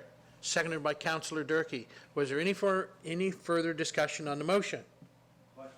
Question being called. All in favor signify by saying aye. Aye. Told you I hadn't read it. I did read it a long time ago, though. I apologize.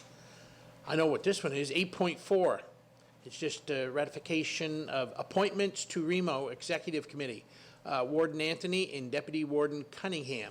We just need a motion to appoint those 2 intelligent-looking councillors.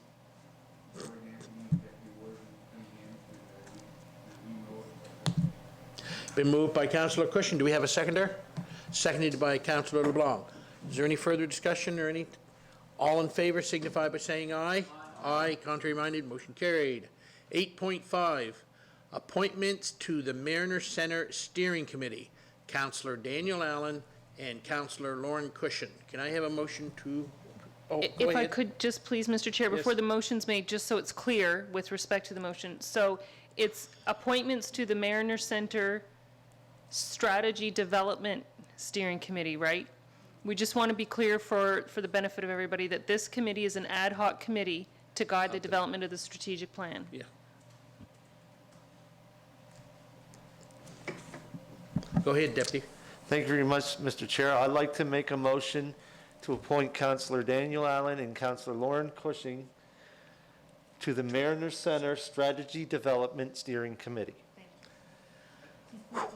We have a mover. Do we have a seconder? Seconded by Councillor Trevor Cunningham. All in favor signify by saying aye. Aye. Contrary minded, motion carried. Thank you. So now we're up to item number 10, correspondence. 10.1A for action. Letter from the municipality of Argyle in the town of Yarmouth requesting to extend the Mariner Center funding agreement. You have that in your package. What is the, well, we'd be looking for a motion to do the same. What is the wishes of council? I'm sorry, go ahead, Deputy Warden. Thank you very much, Mr. Chair. I'd like to make a motion that we grant the request of the municipality of Argyle and the town of Yarmouth to extend the Mariners Center funding agreement for 1 year. Been moved by Deputy Warden. Do we have a seconder? Who seconded it? Oh, Gerard. Councillor LeBlanc, excuse me. Was there any further discussion on that motion? All in favor signify by saying aye. Aye. Contrary minded, motion carried. Thank you. 10.1.2, the YSWE Society request for letter of support. You have that in your package. That they're looking for a letter of support only. What is the wishes of council? Go ahead, Councillor. Sorry, I just, before we get to that, it has to do with this. Did we ever receive the budget? I think we had been waiting because we had had given them money already, and I just wondered if it was contingent upon us receiving a budget. So through you to our CAO, did we receive that? Counselor Durkee, I'm thinking yes, but I will double-check and confirm. We did? Yep, we did receive that. Okay, Yep. thank you. And just to be clear, that was the budget for the last year's events, not for what's being put before you tonight. So what is the wishes of, I'm sorry, go ahead, Councillor. I'll move that we provide the letter of support as requested. Okay. Do we have a seconder for that? No, I've got it over here, my computer went down. Who seconded it?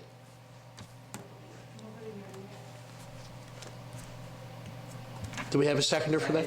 Okay, seconded by Councillor LeBlanc. Was there any further discussion on this? I hope the coronavirus doesn't affect, I see where they're looking at from Italy. Yeah, also, it's nice to note that the province of Nova Scotia is, I don't know through which department, is looking at the connections between Nova Scotia and Jamaica, and they're starting to promote some type of a festival type thing. And so on, this group done it last year, they're doing it again this year with, and also including Italy, so. Yes, I'm sorry, Councillor, I apologize, go ahead. Thank you. Just a question. Is this a nonprofit organization or is this a for-profit organization? And do they have charity status? Do we I know? believe so, yep. It's my not profit. understanding that the Yarmouth Seafood and Wine Extravaganza is registered under the Societies Act. Which means? It's a not-for-profit, but I will check right now. And we would have had their classification in their previous grant application. Yeah, they're not asking, they just wanted support, a support letter going forward to, I think it's the province of Nova Scotia, for a grant. But I think the question is in reference to the fact that we would be supporting the event and the application for public funding for the event. Yeah. That's right. Right. Yeah, Yep. yeah, a Correct. grant will be coming in, or I assume. Okay. Was there any further questions? Sure. Is there a budget attached to this? No, not at Did this I miss time, that? no. Because No. there if we're wasn't saying any- support, are we saying, Philosophical support, Councillor Durkee, it's not a money ask at this okay, point. thank you. Yep. Any further, oh, I'm sorry, Councillor Allen? I'm actually kind of interested in what I'm actually kind of interested in where Councillor Durkee's going with this, because I'm just wondering, like, when we write this letter of support with no budget, are we opening ourselves up to anything, or will we be limited to what we will have to give? I don't think. You're just supporting the venue or the event. We're just supporting the venue, Yeah, and, just showing, yeah. yeah, and when their grant request comes in, and you'll do it like all your other grants, whether you want to give many or not, that's totally up to. So, are there any further questions on that? Hearing none, you ready for the question? All in favor, signify by saying aye. Aye. Aye. Contrary minded, motion carried. Thank you. Mr. Chairman, it is registered under the Societies Act. I don't know if societies can be for-profit and not-for-profit. I don't know the answer to that question. We will confirm in anticipation of a grant application. Oh, excuse me, please. 10.2, this is for information only. 10.2, excuse me again. 10.2.1, letter of response from Michael and Ruth Harding per the Johns Cove Beach. You have that in your package. Again, that's for information only. 10.2.2, a guide to land use planning for economic development, 2019. That's also in your package. Go ahead, Councilor. Sorry, the property for sale, that is, my understanding, that's diagonally opposite from Johns Cove Beach, is that correct? No, the letters, they're not interested. Oh, they're not interested? They're not interested. Huh? I thought it said it was I for believe sale. it's sold, isn't it not? Yep. Oh, it's sold, okay. It's already sold. Okay, no, They- my they- yeah. misunderstanding, I think yeah. we- I guess there's not much more to say about it. No, it's all right. So 10.2.3, letter from Municipal Affairs and Housing per Bill 58, and other information. If there was any questions or whatever, you can direct them to the CAO.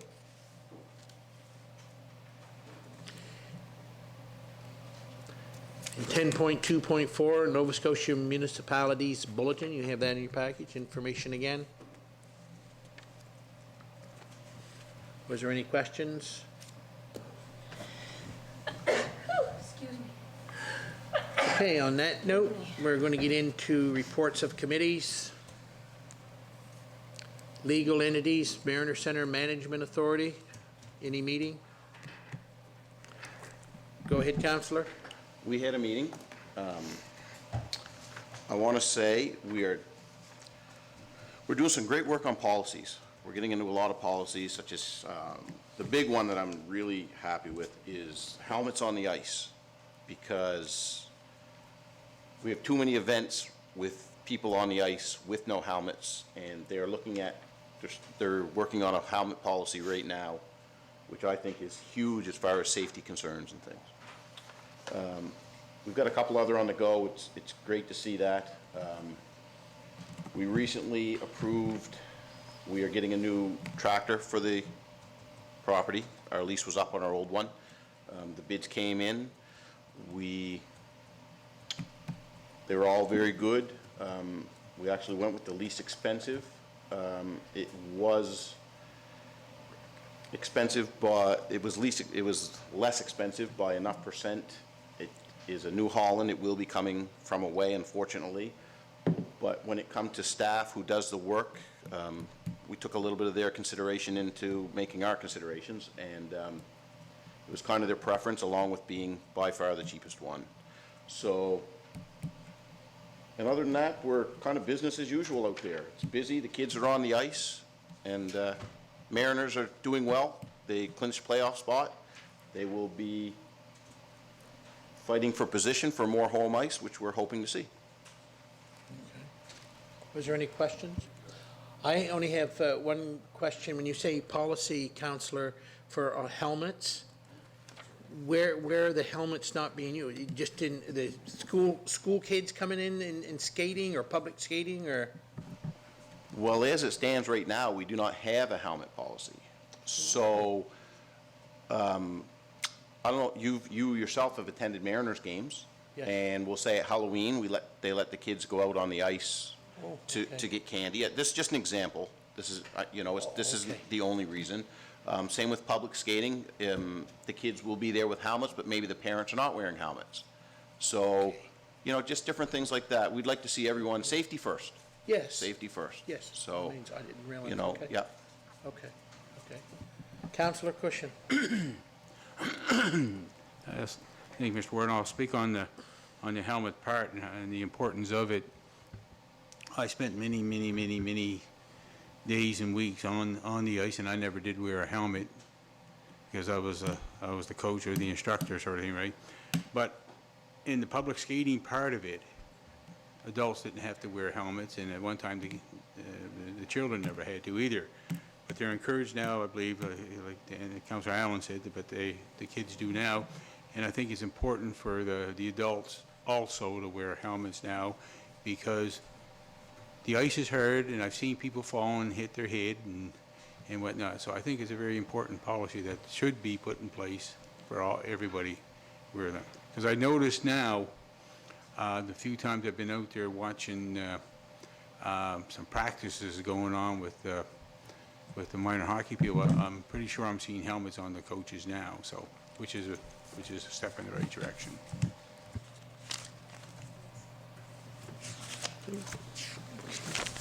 Let me see. I don't know. Give me.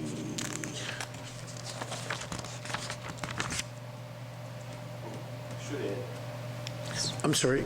Go ahead. I also should add that hopefully our search for our new manager will be winding down, and quite confident that our interview group will give us somebody that's going to take good care of us.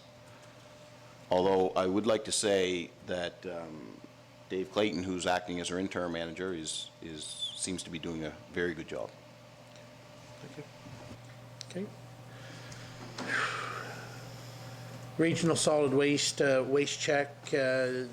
We had a meeting on February 10th, and it was held in Clare. We decided here to move around a little bit and so on, so the committee met at the Clare Municipal Office at 10 o'clock. The policy committee, they're doing a policy on job description for the staff, and April 7th, when we have our next meeting, they're going to be bringing that forward. There was also talk, it was a very short meeting, if you well remember, on February 10th, there was a bit of a snowstorm. I drove up in a snowstorm.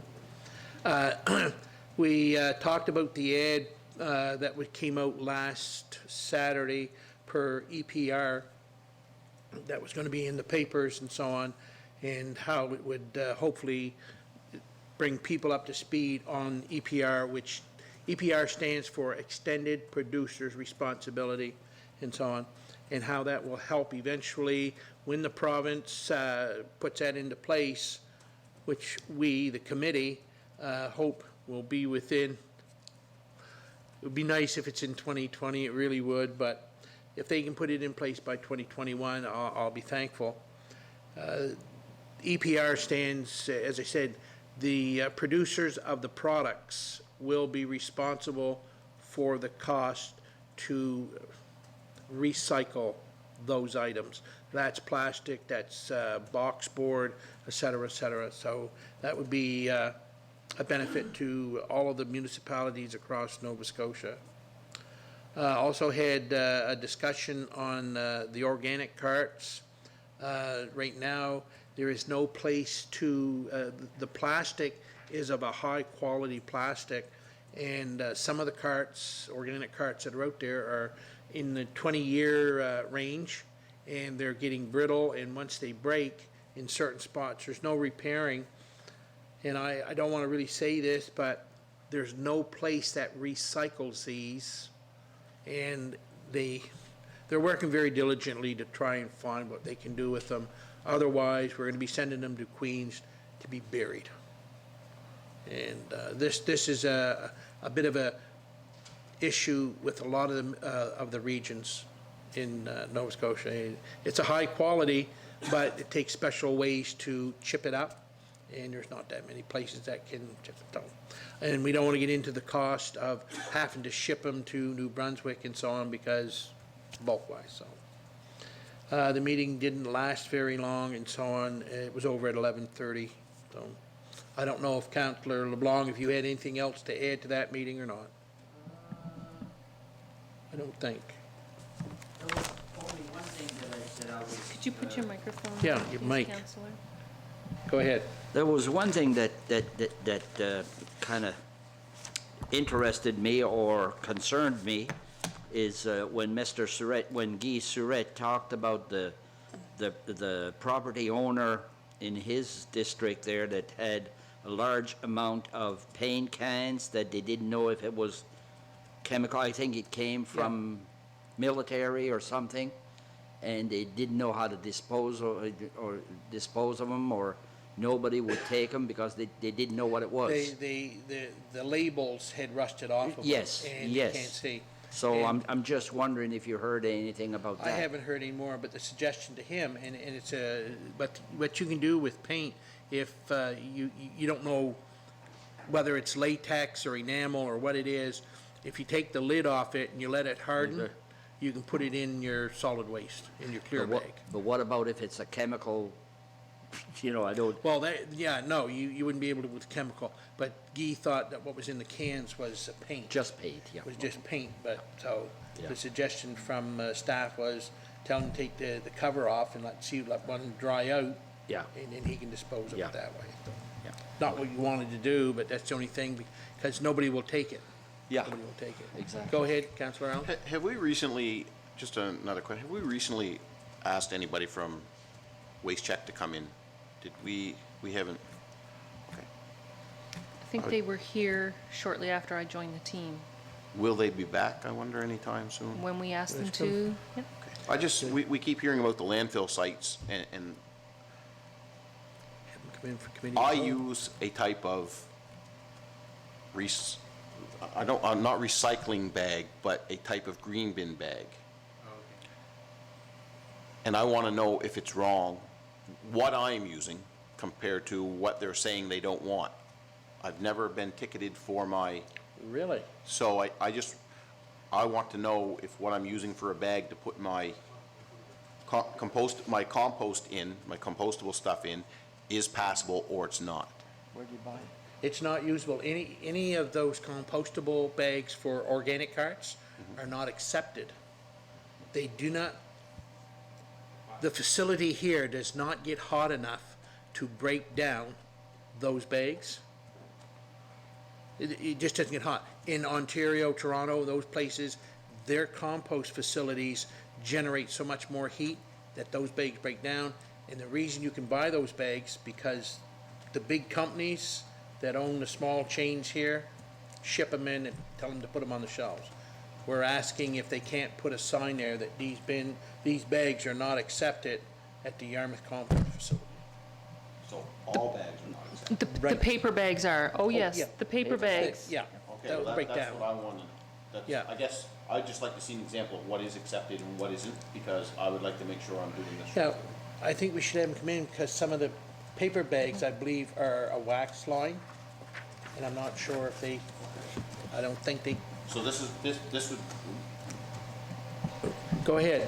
I guess, this is what I'm trying to get, this is what I'd like to get clarified. Yeah. Okay, go ahead, Lauren. You have to, yeah. At our solid waste meeting, we got into them plastic bags and whatnot. The plastic ones definitely are not, but even some of the brown paper bags with a liner in them, one has a type of plastic liner, and then there's another one made from a vegetable Yeah. base. mix of some type. So Yeah. it's, so there is a problem with that, right, so. Yeah, you can come in. Also, it just came out here last week that Johnson, through their Ziploc, they are making compostable, reusable bags, sealable bags, like for sandwiches and your freezer and stuff of this nature. No, they can't go into your recycle bags. They're non-recyclable. But they're compostable, but they're not compostable at this facility. All kinds of things, always going on in that industry. That's why EPR is so important, because then we as county, you don't even have to think of it. It's all looked after. Western Counties Regional Library, any report? None? Thank you. Western Regional Enterprise Network. Yarmouth Area Industrial Commission. Yeah, we haven't had a meeting for a while. March Yeah. the 9th.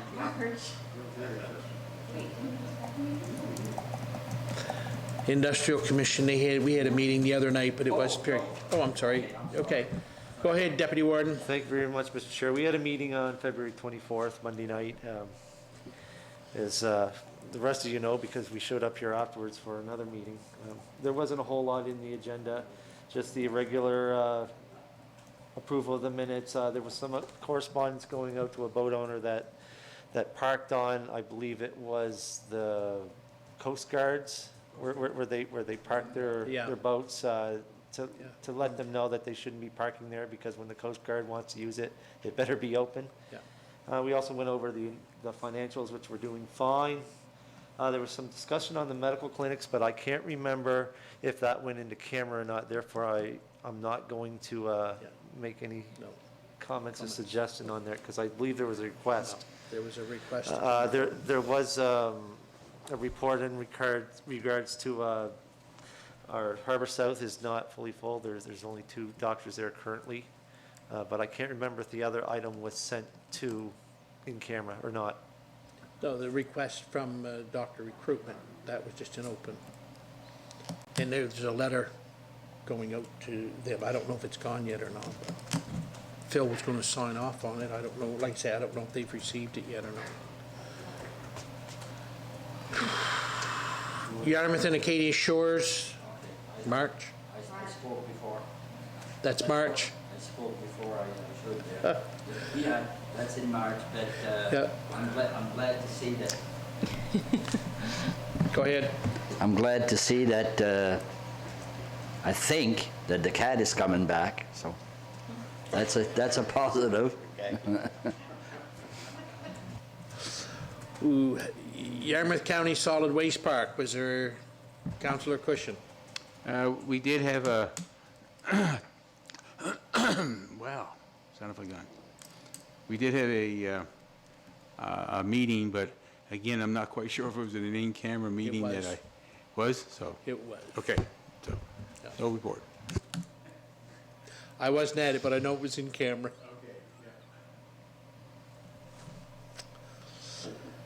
11.2 Advisory Audit Committee, no report. No Mr. meeting. Chairman, Oh, if I could just jump in right there. Whew, you're fast. Well, I'll try and I had move to on. speak quickly. Just a reminder that I did send an email. There's a training opportunity around participating on audit committees. And while you may not be on MODI's audit committee, some of you are involved in receiving audited reports. In fact, you are all involved in receiving audited reports.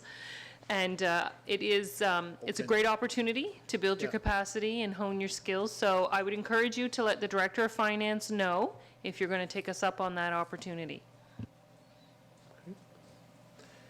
CAO Committee, members, myself, Deputy Warden, and Councillor Durkee, we have met, when did we meet? Last Thursday.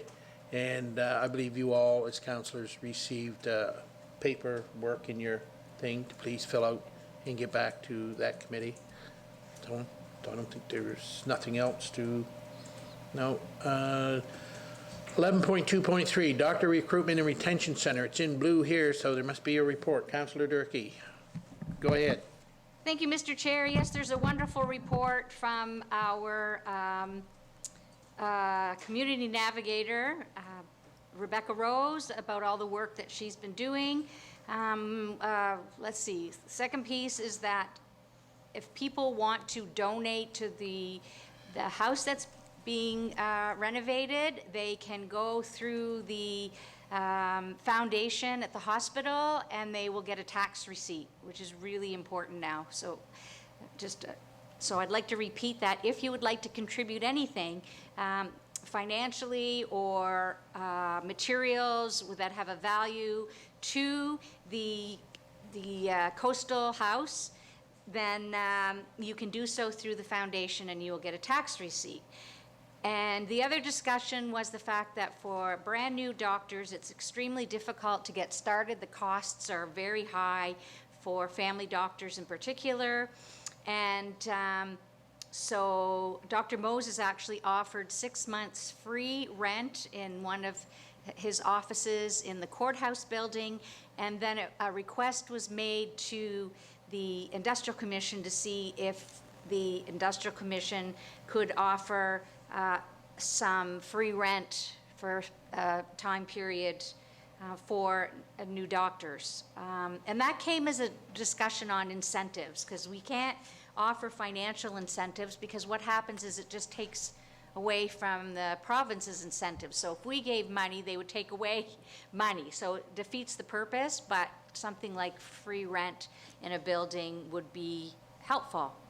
And that's about it. We're moving forward. So I highly recommend everybody go ahead and read the Doctor Recruitment and Retention report. It's very informative and things are looking up. We're getting there.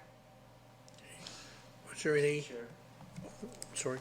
Go ahead, Deputy Warden. I was sitting at a Municipality Argyle meeting the other night, and Rebecca Rose was in to make a report to council. I'm wondering if we've already arranged that, or if we can request that the committee send Rebecca Rose in. There's a lot of things that she touched on that was quite interesting. I know we've talked about that. We'll confirm. If she's not on the calendar, we'll extend an invitation. Okay. Okay, I'm sorry, go Coming ahead. in. Go ahead. Yes, Rebecca has every intention of making an appointment, if she has not already done so, to speak to our council. Is there any? If I have one comment on the doctor retention, I think they've been doing an excellent job. The house there on Vancouver Street, the enthusiasm and so on that all came about with and so on in moving forward. And I know that you folks have been able to recruit anesthesiologists, some, I'm gonna say psychologists or for the mental health side and so on. And- here and 2 more on the way. Yeah.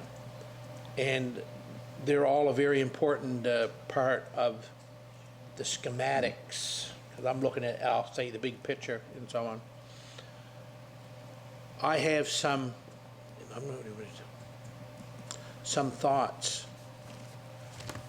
In order for, I'm going to use myself as an example, for me to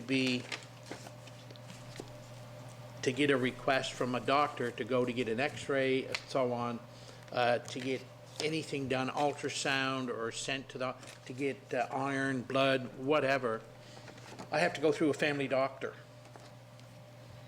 And/or I go to outpatients and the family doctor there, the doctor that's on call, can say blood, whatever you gotta have, and away you go. And I feel that, I'm gonna use the word specialists, that anesthesiologists, surgeons, and people of, I'll say, neurologists, gynecologists, and so on, should be more, I'm not saying not to go looking if you can find them. I feel that should be more the responsibility of the province of Nova Scotia, and our navigator should, and I know they are, Councillor Durkee, working hard. We need family doctors, because if I don't have a family doctor, and I got a pounding headache and it's been there for 4 months, if I want to go sit at outpatients for 12 hours, I can do that and maybe get put through to see an to whatever. I just see that I have residents that are driving to Barrington. I had somebody tell me that they know of residents that drive to Halifax on a regular basis to see a doctor. And these are, I never asked if it was a family doctor or a specialist and so on. You have to go to Halifax for an oncologist and so on, and that's accepted. But your family doctor, as a rule, will suggest that there's where you go. But if you don't have family doctors, how can I get to go to a specialist?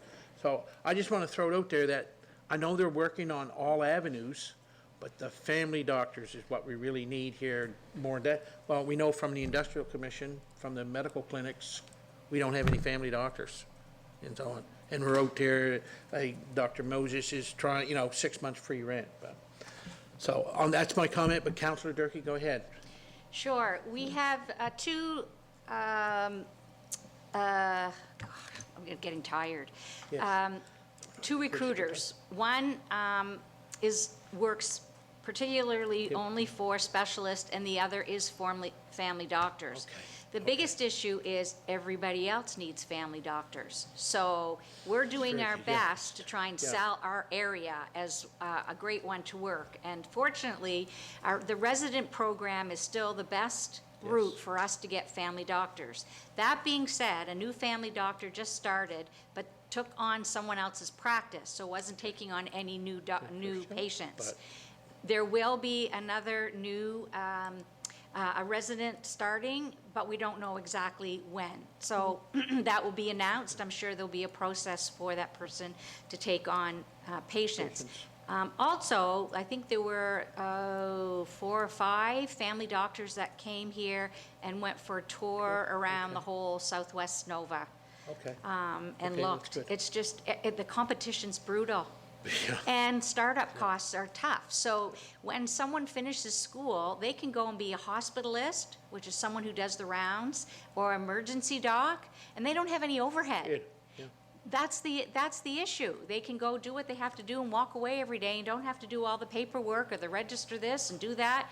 It's so much easier. So people are not willing to take that on. So one of the problems is I think they have to look at the whole culture of the family doc scenario. And I was pleased to hear the Premier comment about possibly enlarging our emergency department, and I think, and everybody's saying, well, what's the point if we don't have doctors? But I think the concept would be, if we do that, then we can start using more nurse practitioners to do the overall evaluations, and then pass them on to a specialist if need be. Good case in point. Good case in point. Thank you very much.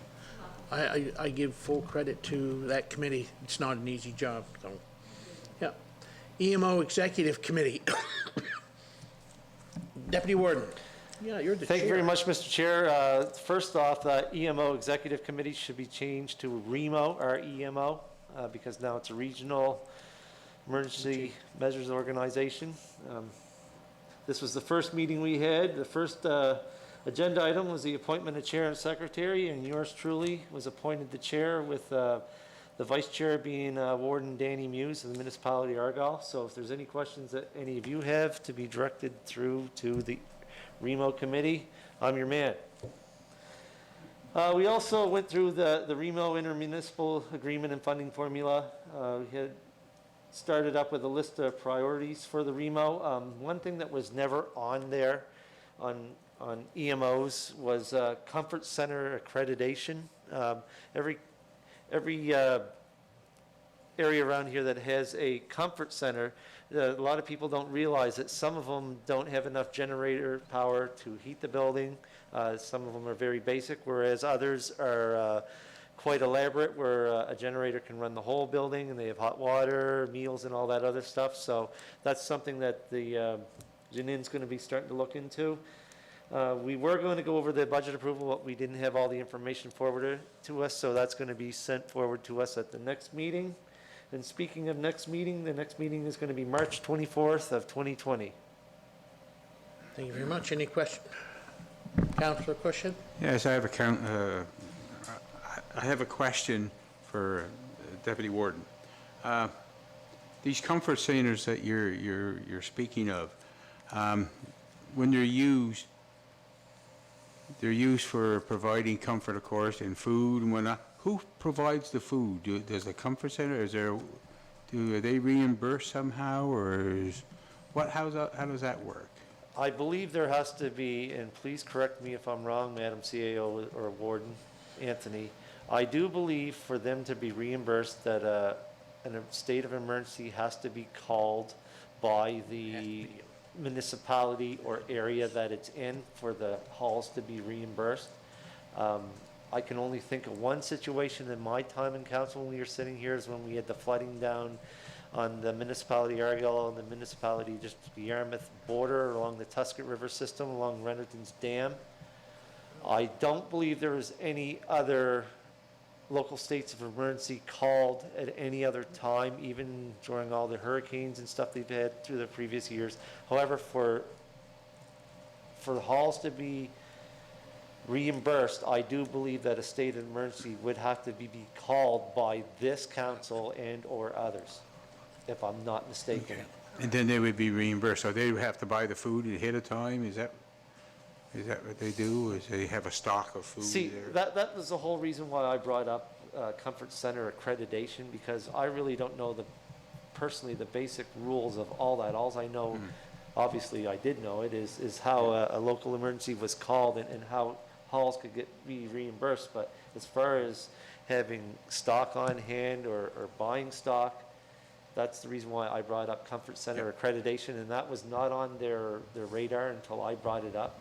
Yeah, okay, thank you. We keep hearing that places that are, lately, the big trend is to be putting these comfort centers in fire halls and stuff like that. Now, some fire halls can do a heck of a lot more than others. But that is going to be worked on, and if I did not answer your question, please send me an email, and our next REMO report, I'll certainly bring that forward.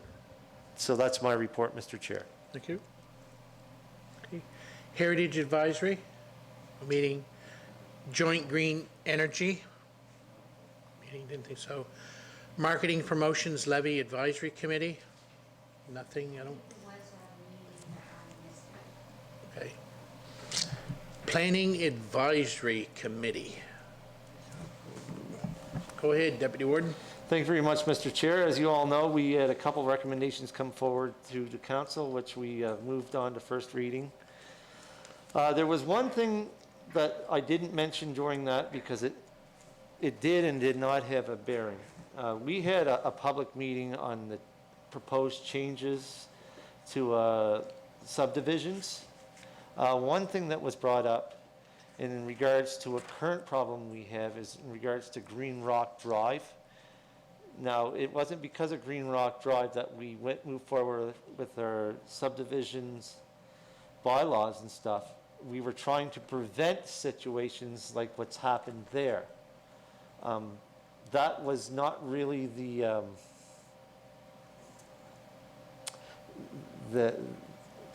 place that could have been dealt with, and we did not deal with it. However, I had mentioned to a few of the residents that made a presentation that lived there, Mr. Alan Hubbard, Sandra Parsons, and Dana Parsons, that I would be bringing it forward to council, that there is a large issue going on there.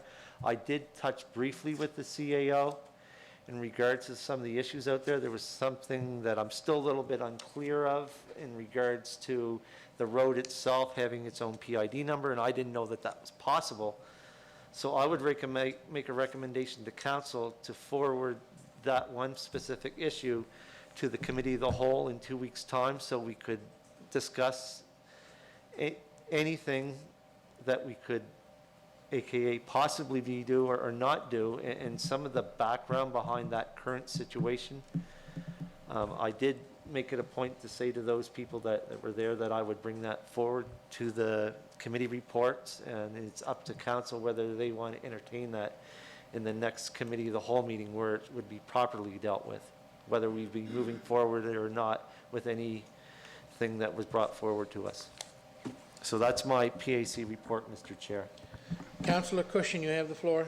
Just to give you a little update on Green Rock Drive, the fire truck from the town of Yarmouth was there today, and the road is 600 meters long, and it took 2 minutes and 50 seconds to drive from the main shore road to the end of Green Rock Drive, where it should have only taken less than a minute to drive there. That's how many potholes are there and whatnot. But one thing I will say, the base of Green Rock Drive is solid. It's not mud, it's just big friggin' holes. And the Duffus collection do go in there and pick up their garbage. I found that out for them too. And also, I stopped at every house along there. If they weren't home, I left my card, and the ones who were home, I explained to what our situation and what we're going through and whatnot, and it's got to be, we're proceeding to try to get them to, what's it called? Make an association. Homeowners association thing. So I told them, they're pretty disappointed, but in saying that, it was, all we have to do is go on some of the other back roads that are mud, and you're going to when you're sunk out of sight. I think Councillor, the Deputy Warden can certainly verify that one sort of thing, right? So, yes, Green Rock Drive it got very deep potholes in it, no doubt about it, but the surface itself is a good, hard surface. And, I think if they can agree on something there at the homeowner association, I think it could work for them. But, as the CEO and Liz, and I think the warden was there too, we met, and I have a better understanding of what we can and cannot do. So, thank you. Okay, thank you very much. Deputy Warden, go ahead. Thank you very much, Mr. Chair. In regards to the motion or the two recommendations that was sent to council in regards to PAC instruments to subdivisions. In there, there's something about homeowners associations and owning roads and stuff like that. Council in the past, through our policy and bylaw committee, tried a couple times to put forward a new regulations or policies and bylaws in that regard. If council should approve the first reading and ultimately the two subdivision bylaws and the thing, we're going to have to look at that. So I just wanted to make sure that all you councilors are aware. I think that should be put on the agenda of the next policy and bylaw committee for a future date, just make sure that's on the radar. Madam CAO, you looked at me with a puzzled look on your face? If you could just say that again so I understand. I'm not quite sure I'm catching you.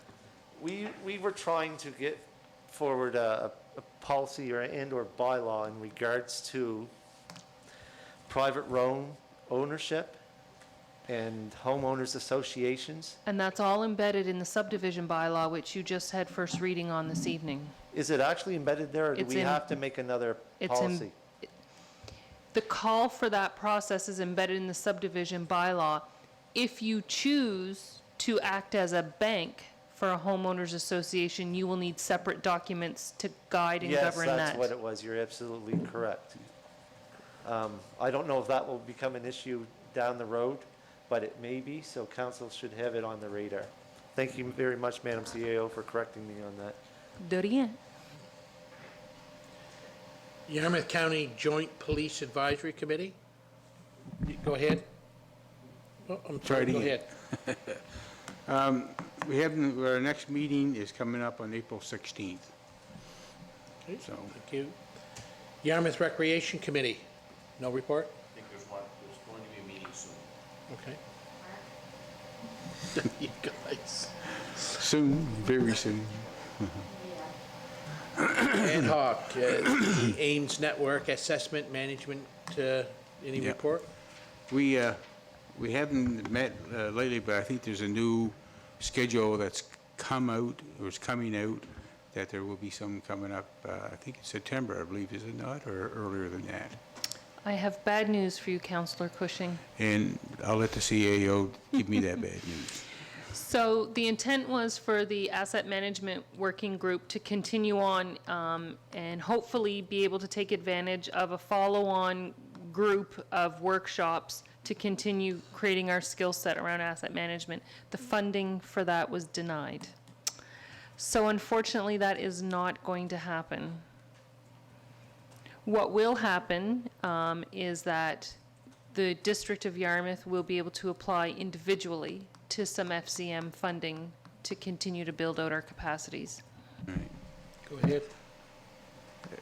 It was, your news was disappointing, but then you came on with some good news that I just can't stress to our council how important or how much information was in that asset management cohort that we've been attending and whatnot. And so I'm glad to hear that, you know, as our district, we may be able to apply for that. So very important because if you're down the road. Thank you. The Fence Arbitration Committee. Never met? Don't have any issues with cattle or sheep or chickens or anything? We did have some issues with sheep, but they disappeared somewhere. You guys are terrible. The Municipal Alcohol Project. Councillor Cushing, was there anything? Did we, I'm trying to think, at the last meeting, did we have the signs? Yeah, I think we did. We had Yes, the you sign- showed Yeah, us, okay. yeah. I'm not sure when the next meeting's coming up. I forgot to look at my calendar. but- The only thing, and I'm going to direct my question towards the, towards the CAO, the Municipal Alcohol Project, can that be changed around? Can that be worded different? It sounds like the municipality has an alcohol project, or, like, just when you read it, I know that it doesn't, but if somebody was reading it for the Municipal Alcohol Project, I wonder if we could give you direction to go and change the acronyms or something on that, eh? unfortunately is not our group, and we do I not know, make the name. I know. It is- But Counselor Cushing has a contribution. Oh, go ahead. It is now called substance abuse. The Substance Abuse Committee, Yes. or project, is that what it's called? Yes. Okay, Substance that, abuse. that would be even better. Yeah. That would even be Because better. there's a lot more than alcohol now. Yeah. Cape for Shoe Steering Committee, sir. Do you any, Yes, well, there was a public meeting last night, and I want to thank Councillor Cunningham, Councillor LeBlanc, and the warden for attending it, also at the Mariner Center. There was a, there was a good flow of people coming through and putting their dots on the board what they like to see and whatnot. They had some diagrams there and a lot of chatter going on, so it was good. And then I think today was, they had one at the Winslow House for the tourism portion of it, and then tomorrow is going to be a public one, I believe, again, and then Friday it's going to be a steering committee update. Am I correct? But it's, I'm really amazed on the participation in this, and it's just, there's a lot of hype, you know? Everybody's interested, and which is very, very positive, so. If only we can get a garbage can down there or something, that'd be nice too. Councillor LeBlanc, you have the floor. Yeah, at the meeting last night, I met a lady that owns the first house after the lighthouse, and she's got quite a big property, and she is seriously thinking of starting with lobster picnics or whatever. Yeah, very serious about that. I only have, I say at this time, one comment. I believe this is a project that has been initiated, and I give it full credit. It seems to be going really good, but I sit on a lot of different committees, and I usually speak my own mind. Last evening, I sat there, as you guys may have noticed. I did do, when I first got there, done a quick walkabout and so on, and they told me I could put my dots up on the board, and okay, that's fine, so then I went and sat down.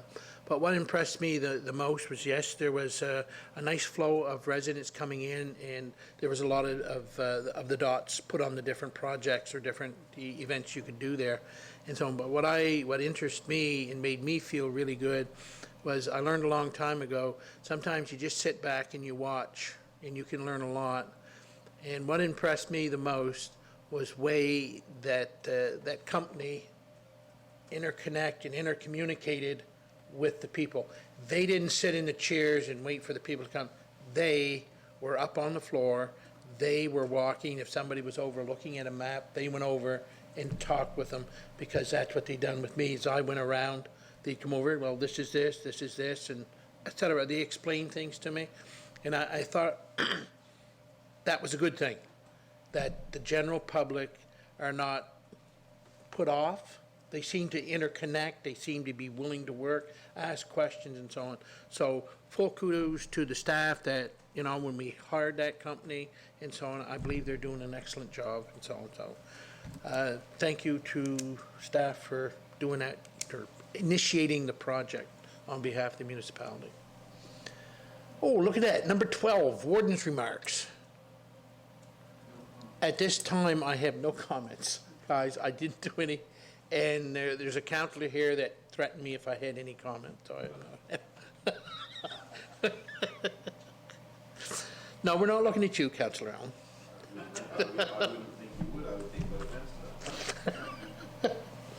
No, I didn't write any, I'm sorry, I apologize. Item number 13, any other business of council that you can think of, any questions or concerns? Hearing none, we will be moving into in camera.